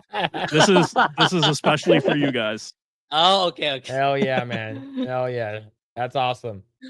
That is awesome. All right, so yeah, but I think I didn't have a PS2 until later, but I had a lot of fun with GameCube. I played a lot of Smash Brothers Yeah. with my brothers. That's the thing I remember the most. And for me, it's like that had the most JRPGs ever in a console's life cycle. And the JRPGs are not like, all of them are like photorealistic. They all had different varying art style and gameplay styles. Like that you don't really get anymore today, even today. It's like they're playing it really safe now, especially with Square, with like, the big JRPG makers. It's not like what it was before. You really had like, for every one JRPG you finish, there's gonna be like 20 more that's gonna come out. It's pretty nutty. I was like extremely antisocial that time simply because of the PS2. Yeah. Yeah. What about you, Chaz? Like, which era did you like the most? So I'm assuming the PS4 is going to be with the Xbox One. Yep. I mean, I would say probably like actually PS1 era. PS1 era, yeah. Okay. PS1, Nintendo 64 era. Yeah, that one is good too. But yeah, it's just like I know the 360 is like a huge era for a lot of people. It's because Xbox 360, 360 was also pretty good. I mean, like it's hard to beat the kind of games that came out on the 360. Yeah, that was the only generation where like I advocated, at least early to mid cycle, where I thought Xbox 360 was doing a much better job than the PlayStation. Oh yeah, that was the only generation that I thought Xbox did better. Right? Definitely not now. They're definitely the PS3 was like $600 when it came out, so it's like holy shit. Yeah, but it was the only like their reasoning was, well, this is the cheapest Blu-ray player you can buy. Yeah, right, and we also have backwards compatibility with PS2 and PS1 games, right? So $600. And that was only for like the first gen models. For the succeeding models of PS3 couldn't do that. Yeah, it's a good question though. Good question. Holland with another 2. Who else was thinking that Nintendo will sue next? The fact that Nintendo hasn't sued an AI thing is surprising. Like out of everyone, I thought they would sue first. I think it's because they know that they can't go after all of them at the same time. That's what I think. While going after so many things already right now, like they're suing so many entities and companies, so maybe they're picking their battles first. Like when they're done with probably the existing case, maybe they'll venture to the AI companies. I don't know. Yeah, or maybe they're waiting. Yeah, when they get done ruining game preservation and ROMs, then they'll move on to it. Yeah, yeah, probably. And they probably want to do case studies about the existing company suing AI company right now. So it's like they're saying, okay, what can we learn from this case that we can do? We can make a better legal defense or legal offense. Maybe that's what they're doing. Yeah. Oh man, but thank you everyone for hanging out this much. Like, I think we have like maybe a couple more topics we're gonna go over. But if you guys haven't already done so, go ahead and check out Chaz on X. He has an amazing amazing account. He trolls a lot of people on X, which is awesome. And he also has a very very well versed writing writing style, which is very very intricate, long, well thought out reviews on Criticlist. So check him out on Criticlist. And I know that Mrs. Roughman has been dropping it. It's also in the description down below. And Chaz's X is pinned in the comments. So go ahead and check that out. But thank you guys. Really appreciate each and every one of you for all the support. That's a lot of support for tonight. Thank you guys. Really appreciate it. And if you guys haven't already done so, like, share, subscribe, all that kind of stuff. Does definitely help out the channel. We already surpassed our 6,000 subscriber goal for the year. Our next one is probably going to be 6969. 6,969. That's probably the next one. Yep. But thank you for each and every one of you guys for hanging out. Really appreciate it. We really do. Thank you. And everyone hanging out on Rumble and on X too. Thank you guys. All right. So we're going to talk about this here. It's a lot of words. And this is not much infographic here, but this is actually pretty important. This is a petition, EN7799, to stop Visa and MasterCard from dictating access to legal content.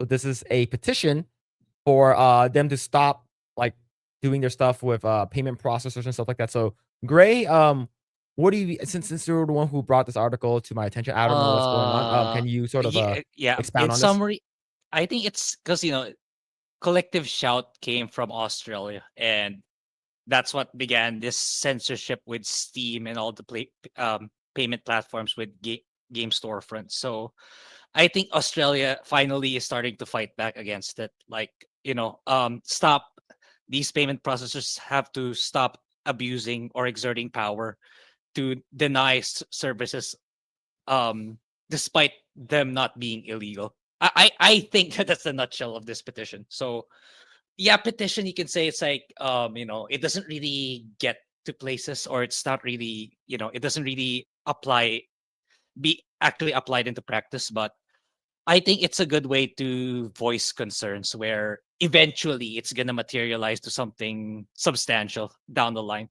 Kind of like what happened with the US, right? Like, with what the White House implemented like 2 weeks ago, where like, Valve has now the firepower to file legal cases against these payment platforms, or they have the means to fight back against this kind of like power abuse, where like they can be denied of services right away simply because these payment processors can. And yeah, we need to, that option needs to be there so that we can actually again, so they can stop abusing this power that they have, so that we're not denied of products and services that we want. And ultimately we get our games back, like regardless of like their content, whether you're comfortable with it or not, provided it's not illegal, then they should be allowed to be sold in the marketplace. And hopefully, yeah, it leads to something substantial, and like entities like Collective Shout, they disappear or they move on to something else. That's how I understood this petition as a whole. So, Chaz, I want to get your thoughts on this whole like PayPal, Visa, MasterCard kind of thing. What are your thoughts on like them trying to like dictate what Steam or other like gaming providers can or cannot have on their platform? I mean, that really seems to be like the basis of an antitrust lawsuit. I don't think that they should be the arbiters of what is good taste and what is and is not free speech. I think I have a major problem with them not processing transactions for firearms or firearm components. And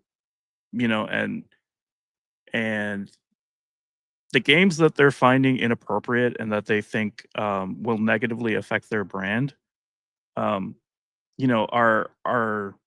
not too dissimilar from the OnlyFans content that they seem to process without any kind of issue whatsoever. So I think there's a lot of hypocrisy there. And I find it very concerning that we're allowing corporations to kind of have this much influence over us. I think people should definitely be up in arms about this, but you Yeah. know, a lot of people don't even know this is going on. Yep. I told this about like my to my wife about like the whole censorship in the guise of what's it called again?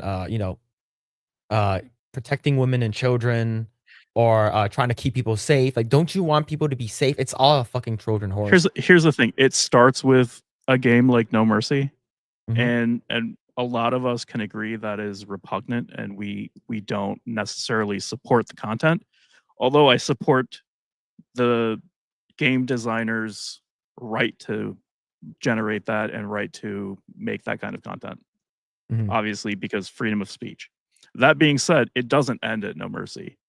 You Mhm. know, it could be any Yep. kind of free speech that they dislike. Maybe they don't like that you are politically active with a certain affiliation, and they decide, hey, we're not going to let you support that party anymore. If there's companies that have a specific political leaning, we're not going to let you buy products from them anymore. Like, where does it end? Mhm. Yep, and they're the ones who dictate what is right or wrong, right? It sort of reminds me of that the thing that I was watching on 60 Seconds where my stream got taken down for a little bit. It was taken down on YouTube, but not on Twitch or on Kick. I was reacting to the 60 Seconds where the German police went after people that put memes on Twitter. Yeah. And they took away their phones. And the interview asked those people who are in charge of it, it's like, who dictates what's allowed? And they all smiled. Like, they do. We do. Like, they're the one who dictates that, and it doesn't stop there. But also it depends on who's in power at the time, right? Yep. And who is appointing people to, you know, either boards of directors or to government positions. Yeah. That's 100%. So the And petition reason and even if it's like going one way, that can easily change. You know, the Yeah. political wind can change very quickly, and all of a sudden you can find, you know, whatever you support being prohibited. Yep. Like, I remember I was telling this to my wife earlier today, and she says that, why is like, what does this have to do with the US, right? Because it's like a lot of this is happening in the UK and the censorship and stuff like that is starting to happen here. She's like, what does it have to do with the US? I was like, Trump is only going to be in power for like another 3 years, right? Like, what happened? Let's say we lose the midterms, and what's it called again? JD Vance does not win. Everything can change really, really quickly. And this is why people need to talk about this kind of stuff, right? And it doesn't really matter what political party you're in. This could happen, like, let's say if you are for all of this or against it, doesn't really matter. Like, what happens if like the whole like Roe v. Wade thing happened, and then like, oh, you were for that, and then all of a sudden it's gone now. So it's just it doesn't matter. It's like censorship and this kind of stuff that's dictated by policy and stuff like that. It really you have to let people know what's going on. So I'm gonna read this here. The petition reason. Visa and MasterCard control the payment process market in a monopoly that is not regulated in the least. These companies openly dictate access to services, sales, or operations of legal items and legal businesses based on their political views. Credit card processors should only be there to process legal transactions and not dictate what someone spends their money on. Visa and MasterCard, this also include PayPal as well, are so big to control a market that can be equated to a utility. There are no alternatives widely available in the market, despite these companies acting as a key part of the payment infrastructure. Just like water companies or electricity providers are regulated to prevent them from stopping service based on arbitrary views, Visa and MasterCard should be held to the same standard. I agree. I think that it's everyone uses Visa or MasterCard. Like I said, we talked about it earlier. What's it called again? Discover, Discover card, uh, IMEX, Amex or whatever it's called, and they're not so big, right? And people started using like parallel economy and other stuff. It's like it's still like these are the big ones that everyone uses. Like 80% to 90% of the world uses that. How do you feel about this, Grae? Like, I like it. Will this affect you? Like, I wonder in your country. Uh, well, I already showed that I can't. Well, actually, I didn't check now if I still can't use PayPal. But yeah, PayPal was I don't know if it still applies already. What do you call this? disabled for me. So it will, but there's still other payment methods that I can utilize apart from Visa and MasterCard if it comes to that. But for now, I'm still safe. I'm pretty much still safe for from this censorship and stuff. Yeah. But yeah, it's like it's also a growing concern because eventually, like if they quadruple down on their aggression, yeah, I'm gonna lose all the payment platforms available. But then again, there's also like Amex, like JCB, all the smaller competitors that I can get into too. So that's that's how I see it. Like even let's say if Visa and MasterCard kind of like really exert their power in full force, I think that's an opportunity for their competitors to step in and grab that market share.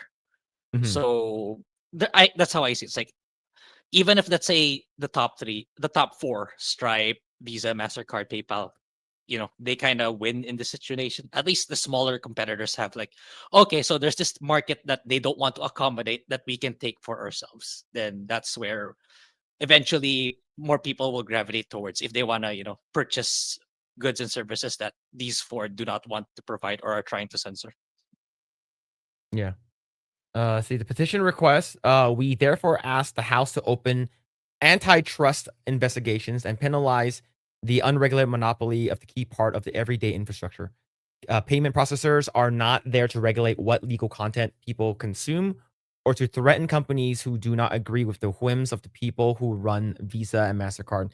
These payment processors should be there to process payments and regulate it like a utility in today's day-to-day age, and only has 2,500 people, and the closing date is October. So, how many signatures do they need? Right? Yeah, it doesn't say. Yeah, it's Maybe like it's only 2,000. That's not a lot. That's very, very little. So, this is I don't think that I don't think this is gonna go anywhere. So this is Parliament Australia, and if you guys don't know, one of the CEOs, well, the CEO of Collective Shout is on the board of MasterCard in Australia. So they have a big influence on that kind of stuff, and I believe this can happen here as well if like this does not get enough, I guess, traction. But yeah, Chaz, do you think that this is gonna go anywhere in Australia? I don't know. It's hard to say. I mean, they're a little more pro big government, so it's entirely possible that if enough people feel strongly about it, that they could take that sentiment and turn it into political action. Mhm. But it's really hard to say. I would just say that I think there's never been a better, reason to switch to decentralized cryptocurrency. And I think like the first company that makes that user friendly and makes it easy is going to be the winner. Yeah. I think that's the future. I think that's the reason why like government, like what's it called again? Like the WEF is trying to like basically crack down on all this crypto stuff, is because like they don't have control over it. They have no control. Yeah, exactly. Yeah. So we'll see what's gonna happen. But things like the Federal Reserve historically have been used as a control mechanism. Yeah. Oh man, we'll see what's gonna happen with that though. I hope that they get their stuff together. I hope maybe they need like a 10,000 signature count, but it's only 2,500, and you have less than a month to get this done. Yeah, I just checked. PayPal is still not an option for me on Steam. It's still disabled. Yeah. So there's still PayPal still added. Yeah, it sucks, man. Let's see. Hollow Ninja with the 5. I'm down with the cause, and I'm willing to switch to Discover. From what I heard, Discover respects privacy. All we want to do is enjoy our stuff. Fuck off. Yep. Yeah, it's like if I'm gonna be buying a bunch of Futa stuff, I don't want the government to know. I don't want them to know my stuff. Thank you for the 5. Thank you. See, I was talking to my mom about this, and she was kind of like, "Who cares? Prawn is the waste of money, anyways." I said it isn't about the content; it's about the principle. She wants to visit a family in Poland, so I'd imagine if they wouldn't let you buy a ticket there, because of Poland's politics, she was like, "Okay, I get it now." Yeah, you gotta have them relate to something that they do on a day-to-day basis, right? It's the thing is that Like PayPal, MasterCard, and Visa are okay with OnlyFans, but they're not okay with fake stuff, Mhm. right? And I talked about this. If what happens, like I said, Game of Thrones has everything that Collective Shout and these crazy people don't want, other than bestiality. Like everything, like underage stuff, like ultra violence, assaulting women and sexual assault, like all that is in Game of Thrones. Although historically in Game of Thrones, I'm like, how do you think she got like Dragonborn? You know? Ah, yeah, Mhm. yeah, that's true. And Somebody did a little something there back in the I wonder if they ancestral show that family tree. You know? I don't if they know. show that in House of the Dragons or something. But yeah, and you have incest and everything, right? Like all that kind of stuff happens in Game of Thrones, and it's fake. They're all fake. And the people who are enjoying this are all adults. It's like, oh, what happens if kids get access to it? If kids get access to it, ultimately, unfortunately, it is the parents' fault. Right? If kids get access to like adult content and stuff like that, it's the parents' fault. And unfortunately, this is also used as a double standard. Not double standard, a double-edged sword when it comes to Roblox. Right? The CEO is like, well, it's up to the parents to control and monitor their kids' stuff, right? We're not going to change anything to make it. And of course, ever since Roblox stocks have skyrocketed. Whenever they're making money, it's everybody else's responsibility to police. You know? Yes, 100%, man. But yeah, let's see. Hollow Knight Chapter 2. Trump wants a Bitcoin crypto economy. That's smart. I'm okay with that if they do that. Yo, what's going on, Gooch? How's it going, man? Hope you're doing well, dude. Hope you're doing well. The Pornhub got busted for several videos of underage girls. No risk of that when it's drawings. Yeah, it's like Texas is trying to do this thing where they're getting rid of anime because they're depicting the kids look like they're underage or whatever, right? It's like I said, it's all about protecting women and children. That means, are they going to get rid of The Simpsons, Family Guy, American Dad, South Park? Is that all going to be banned there too? Is because they have like Cartman literally shows his wiener in one of the episodes. Same thing with Bart Simpson, like he shows his butt. And you have a dog groping a woman in Family Guy. It's like this is double standard, right? And are they just trying to go after anime, or are they going after everything else? Right? So I don't know. Like, have you guys heard about the whole thing in Texas? Where do you think that's gonna go? Jose Taco says it's not true. I he's saying in chat. I don't know. It's not getting rid of anime. That's a lie. I know Jose Taco lives there, so the information I got it from is from like people like Madam Savvy and a bunch of other people online. They're trying to get rid of things that looks like anime. So let me see. Anime ban Texas. Okay, so I'll look it up right now. So so this is from Chibi Reviews. I'll bring it up. I think this is it says right here, stage 1 filed. It's SB 20, Senate Bill 20. And it's stage, so all of them has been it's been all the way approved at 7 stages, and the bill is going to become law. So the bill was filed by Flores on February, reported the Senate Committee of Criminal Justice, and 7 votes yes, 0 votes for no absent, no not voting. The bill passed the Senate. The bill reported out House Committee and Criminal Jurisprudence, vote 11. So this is passed. So, and basically it says relating to creation of criminal offense and possession of promotion of or production. So if you draw anything of certain obscene visual material appearing to depict a child, and artificial intelligence, criminal procedure general, minors against crimes, child abuse, pornography, videotape, and film. So Senate Bill 20 is not real? Jose Taco? Like, is that not real? Like, I like it's a legit question. I'm not trying to be like, a fucking like I'm asking you since you live in Texas. So for people who live in Texas, is Senate Bill 20 not real? Well, it's like what's the statutory criteria, right? Like what is appearing to depict? Like, is it the size of the eyes in comparison to the Yeah. Skull, or what are we doing here? So it Yeah, doesn't say anime, right? So basically is not just anime. This is anything then. So and who dictates that? The Yeah. government does. Yeah, that Mo Zamboni said it in chat. It's like it's vague. It's really, really too vague. It's vague for a reason. for a reason. It's Yes, purposefully vague like so this. that the net is cast as wide as possible. It's like, And- okay, if I generate an AI image of like some like anime character and she's nude, like does that constitute pornography? Or if I generate an image based on Renaissance art and there are some tasteful nudes, is that pornography by definition with this law? Yeah. I don't know. Like, Yeah, so what about that kid that's in the Nirvana thing that they, the baby cover for the Nirvana album? Like, is that that's a real thing. That's not AI generation, right? That's a real baby. But like, yeah, like Chaz said, what about those like Renaissance like cupids where their butts are sticking out? It's vague. Yeah, it's vague for a reason.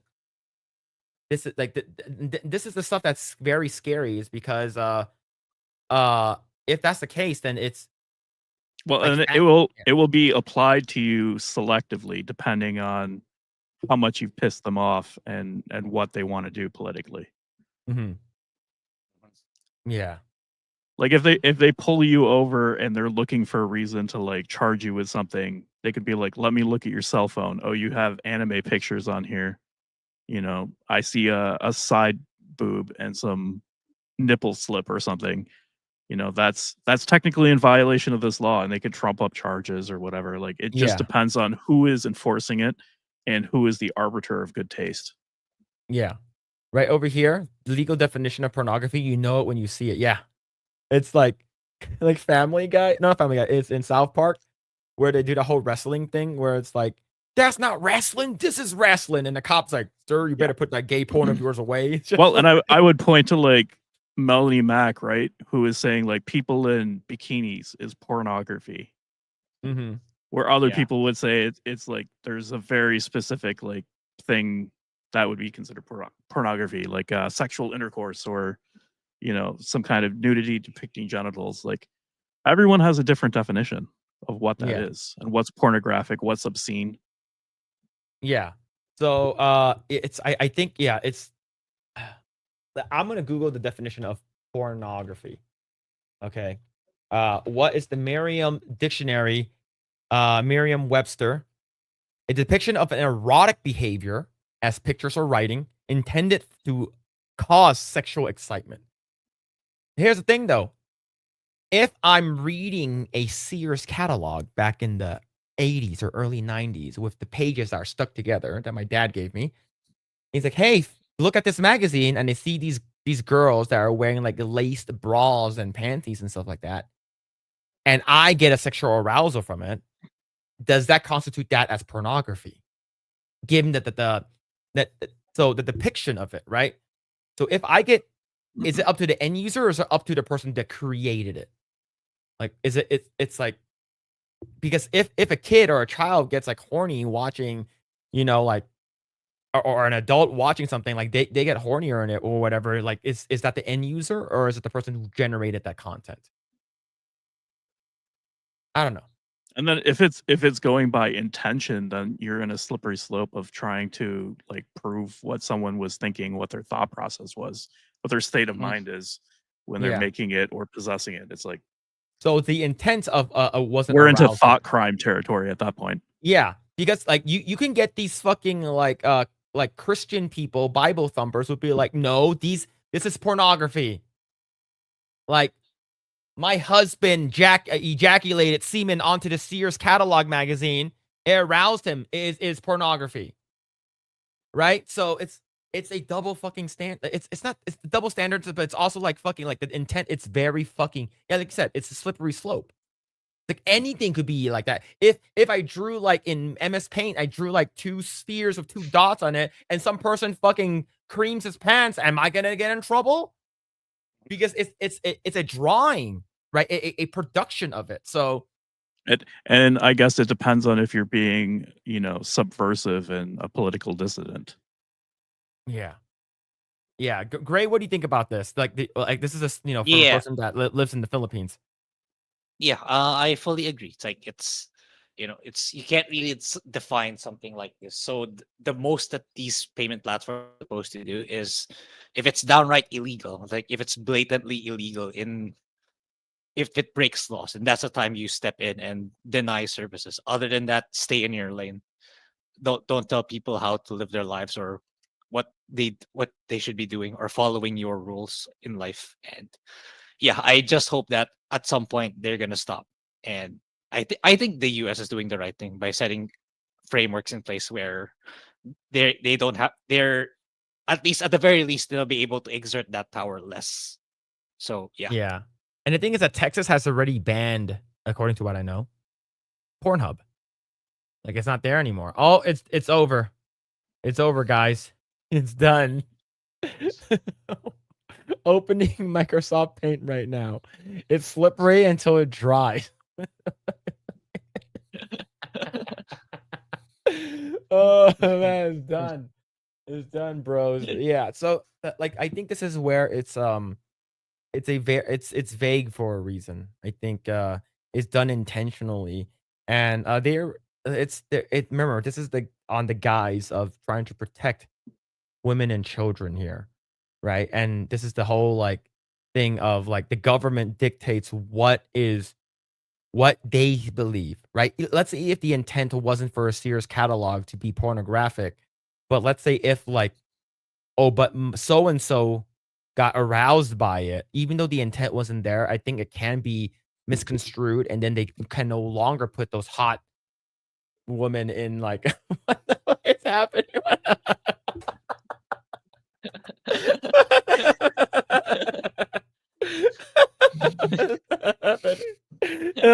Oh man.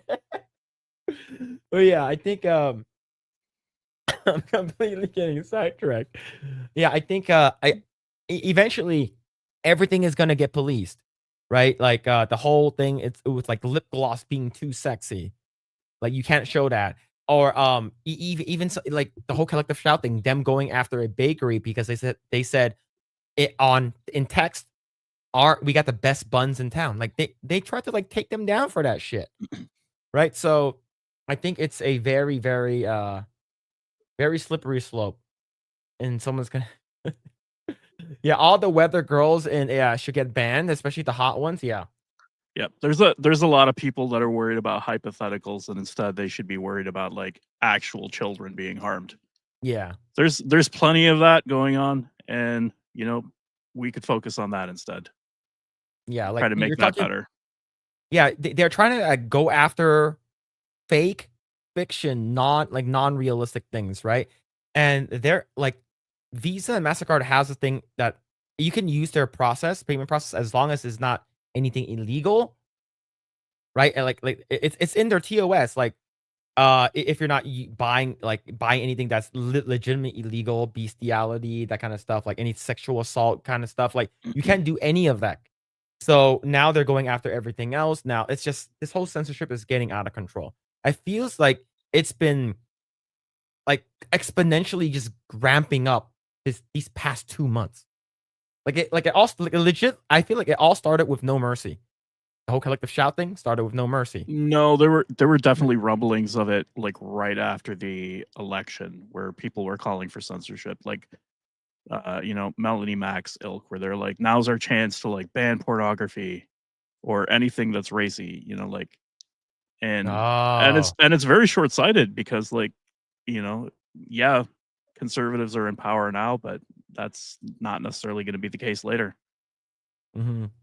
Yeah, I think that's the reason why the whole the Online Safety Act with the one that's for kids, the Kids Online Safety Act was pushed forward by both a Republican and a Democrat. And Joe Biden was the one who signed off on it. The KOSA was the one. Ironically, yeah. Yeah, which is wild for kids. Yeah, it's I think this is very scary. I think we should be very careful about what kind of power we see to the government. Yep. Mhm. Oh man, you guys. What is Why is that one so wide? Oh shit, man. This is funny. This chat's funny. Let's see. Hollow Ninja with the 2. Trump wants. Okay, we read that one already. Okay, Hollow Ninja with another 2. Most mangaka and their editors are based by the. Anyways, I hope so. I hope so. As long as it's not what's it called, localized and stuff like that. But that's good. Mad Frog with the 2. If they cared about women and children, they'd ban OnlyFans. Nope, because they probably have. I'm not sure if it's a publicly traded company. Yeah, probably have ties in it. How is Paul Well, Pelosi gonna get also his gay because they're porn? making billions of dollars off of OnlyFans, so they're not going to ban that Yeah. revenue source. How much money did OnlyFans made in 2024? Gross revenue, $7.22 billion. That's why. And it's been going up by a lot. Remember, Lil Tay had just turned 18. The people were spawn camping her. In I believe in 3 hours, she made like what, $1 million? And in about like 3 weeks, she made 15 million. Yeah, it's very interesting that they had all of those photos ready to go when she turned 18. Those were Yep. definitely underage. Those were shot, Mhm. yeah, way before. They had to have Yep. been. There's no way they could have shot those. Yep. Yeah, that's a very, very good question though. Thanks, Matt Frog. See, Hollow Ninja of the 2, great teacher Onizuka GTO would not be allowed today. Absolutely not. And GTO is very tame too, compared to like Love Hina and like My Dress Up Darling and stuff like that. Like that, like is very tame. But yeah, let's see. Xbox 360 is the best console ever made. I would say it is very, Yeah. very good. Other than the Red Ring of Death, Yeah. it is a very good console. I had 2 360s happen. I my third. had like 3 of them do that. And then I tried to do Yeah. like the oven trick where you like reheat the cold solder joints and Yeah, there were all sorts of methods that I think people were just making it up at the time. But when the slim version came out, it was fine. It wasn't a problem anymore. Yeah. But yo, what's going on, man? Epic Mike, hope you're doing well, dude. Hope you're doing well. I heard that the tax made it over here to Project Eggroll, and all of a sudden there's food attacks and teeth tax now, which is wild. Teeth tax was just crazy. for those chompers. No, they brought those photos from the future. There That's you go. what I heard. That's what I heard. There it is. Yep. Yeah, there it is. Yeah, 360 is the GOAT, absolutely. Despite the red ring, we all kept buying them. Yeah, people still bought them. Yeah. Yeah. My brother, I believe he got the red ring and then he couldn't do anything, so he bought the newer one, the black one. yeah, yeah. the slim one. And it was strictly on how good Halo was. Yeah, Halo Yeah. 3 was so good, man. Gears of War.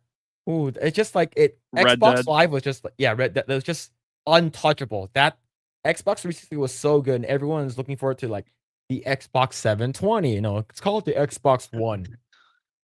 It's called the Xbox Yeah, One. it's like that the reveal of those two consoles on E3, like that still shaped the console dynamic up to now. When Sony revealed like, oh, you can share your games, and then people were cheering really, really loud on E3. And I think that's still permeated up to now. Given where PlayStation and Xbox are at today. Like Yeah. Xbox never recovered from that E3 presentation. Oh yeah, it's just like, oh, you wanna borrow a game? Here. Oh god, it was done for Xbox. Microsoft was cooked. Yeah, because I was considering getting an Xbox One, and then they're like, oh, everything is gonna be everything's gonna be locked to your account. I'm like, what? I hated that. So that's the reason why I bought PS4 instead. Let's see. Yeah, the Xbox. He got the Xbox 360 Elite. Yeah. PS2 had great games. It was fun calling homies over San Andreas. Yeah, PS2 has a lot of very good games. PS2 was untouchable until, for some reason, the Switch 2 beat it. I still remember playing the first Call of Duty on that. Oh yeah, I remember watching my friend get so happy, and like they bought I remember them buying what's it called again? Final Fantasy X. And then they showed me like the intro, the track mode. I'm like, holy shit, that's real life. That's a real person. Yeah, right. yeah. It was Back when that good. yeah, Metal Gear Solid 2. like, Metal Gear Solid 2 and the fruit that you could blow up, the fruit Yeah. in the glass and stuff. Yeah, man. Yeah, Yeah, They're that's like, that, look yeah. at this. Look at this fidelity. like yeah. my friend, all he did was like, look how good this game is. He goes inside the locker, and then there's a girl that like there's like one of those girls, and he's like, and you talk to your, I forgot his name already. He's like, it's like, Snake, what are you doing? He's like breathing heavy. He's like, look, this is a real life game. Oh shit, man. And then he played so much GTA 3. It was insane. He played so much of it. Yo, JJ52 with the 4 months of SOCOM on PS2 online was the best game then Halo 3. SOCOM was really good. I think that could be argued over though. Halo 3 is like fucking perfect though. Halo 3 was so good. Yeah, the X-Bone, yep. Will E3 come back? No, it won't. It has some sort of version of it, but it's just gonna be like for like investors and stuff. It's not like I think I talked about it earlier this year. They're thinking about bringing it back, but it's not going to be the E3 that you know. And the thing is, Jeff Keighley took over E3. It's Summer Games Fest now. Yeah, That's just it. And it's the wokeified version. I'm so excited for Jeff to really chill on Death Stranding too. Yeah, I know people say Death Stranding is a good game, but I don't think it's that good as people are hyping it up to be. Honestly. I think with Silksong being out, I think it has a high chance of being Game of the Year. Like I haven't seen anyone beat it yet, but like according to what I heard, people are saying that game is really, really good. But I think it might be, if not Game of the Year, it's gonna be a contender for sure. I was gonna say over Expedition 33.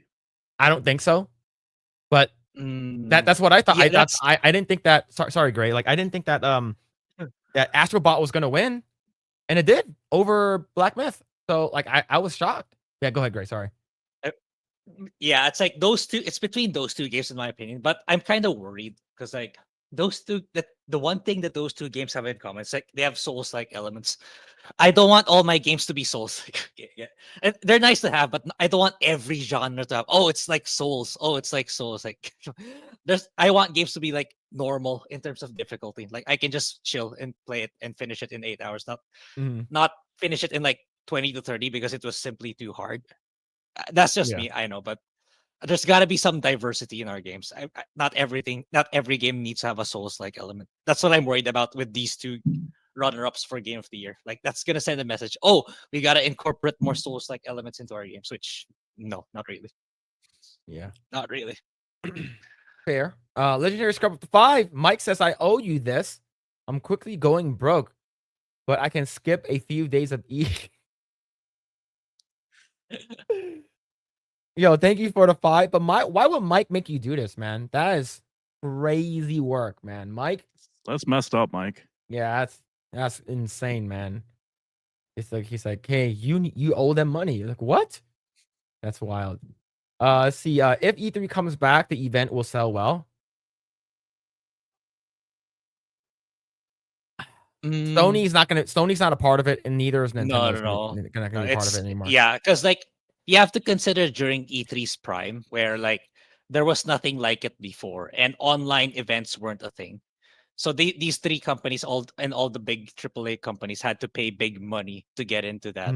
But now with the rise of the internet, with better technology, they can just hold these events for themselves without having to pay a ginormous amount to an events management company. They can just put that budget for themselves and set up their own events. So yeah, it's not coming back, sadly. As much as we want to, it's no longer financially viable. And E3 died for a reason. So yeah, I don't agree with that. You see, I still have COD 1 Finest Hours for PS2 and COD 2 Big Red 1 as well. Hell yeah, man. Oh yeah, I used to play a lot, a little bit COD and but I played a lot of Medal of Honor with my brother. Like that's the game we played a lot of. That one's good too. See, Mitchell Fields with the 5. There's one controller that so good that it wasn't even considered a controller and hasn't has a chance to. It was created keyboard and mouse PC master race. Yeah, I would say PC is probably what everyone's trying to compete against right now. Fuck. That's what happens, man. Mike forced people to pay taxes, which is crazy. Oh man. See, Brandon Kitchen says, "Yo, I respect the grind. Y'all been on forever." Yeah, we've been on for like 4 hours, man. But holy shit, man, we've been on for 4 hours already. Thank you guys. Really appreciate all the support tonight, guys. Yeah, we're at the time. Thank you guys. Really appreciate it. Shout out to everyone who's been hanging out. It's the X in Wonderland, Melodic Method, Mitchell Fields, Brian C, Carlos Lima, War Wizards, Jake Stanley, Jesus Davila, Agent Orange. Thank you guys. Really appreciate it. Mad Frog, Hollow Ninja, Schick. Thank you for all the support tonight, guys. You guys are crazy. Mo Zamboni, thank you. JJ52, Legendary Scrub. Thank you guys for all of the support. Thank you. Holy crap, man. But we will be back next week, chat. We'll be back next week. But yes, Chaz, thank you so much for coming on, man. Really appreciate it, dude.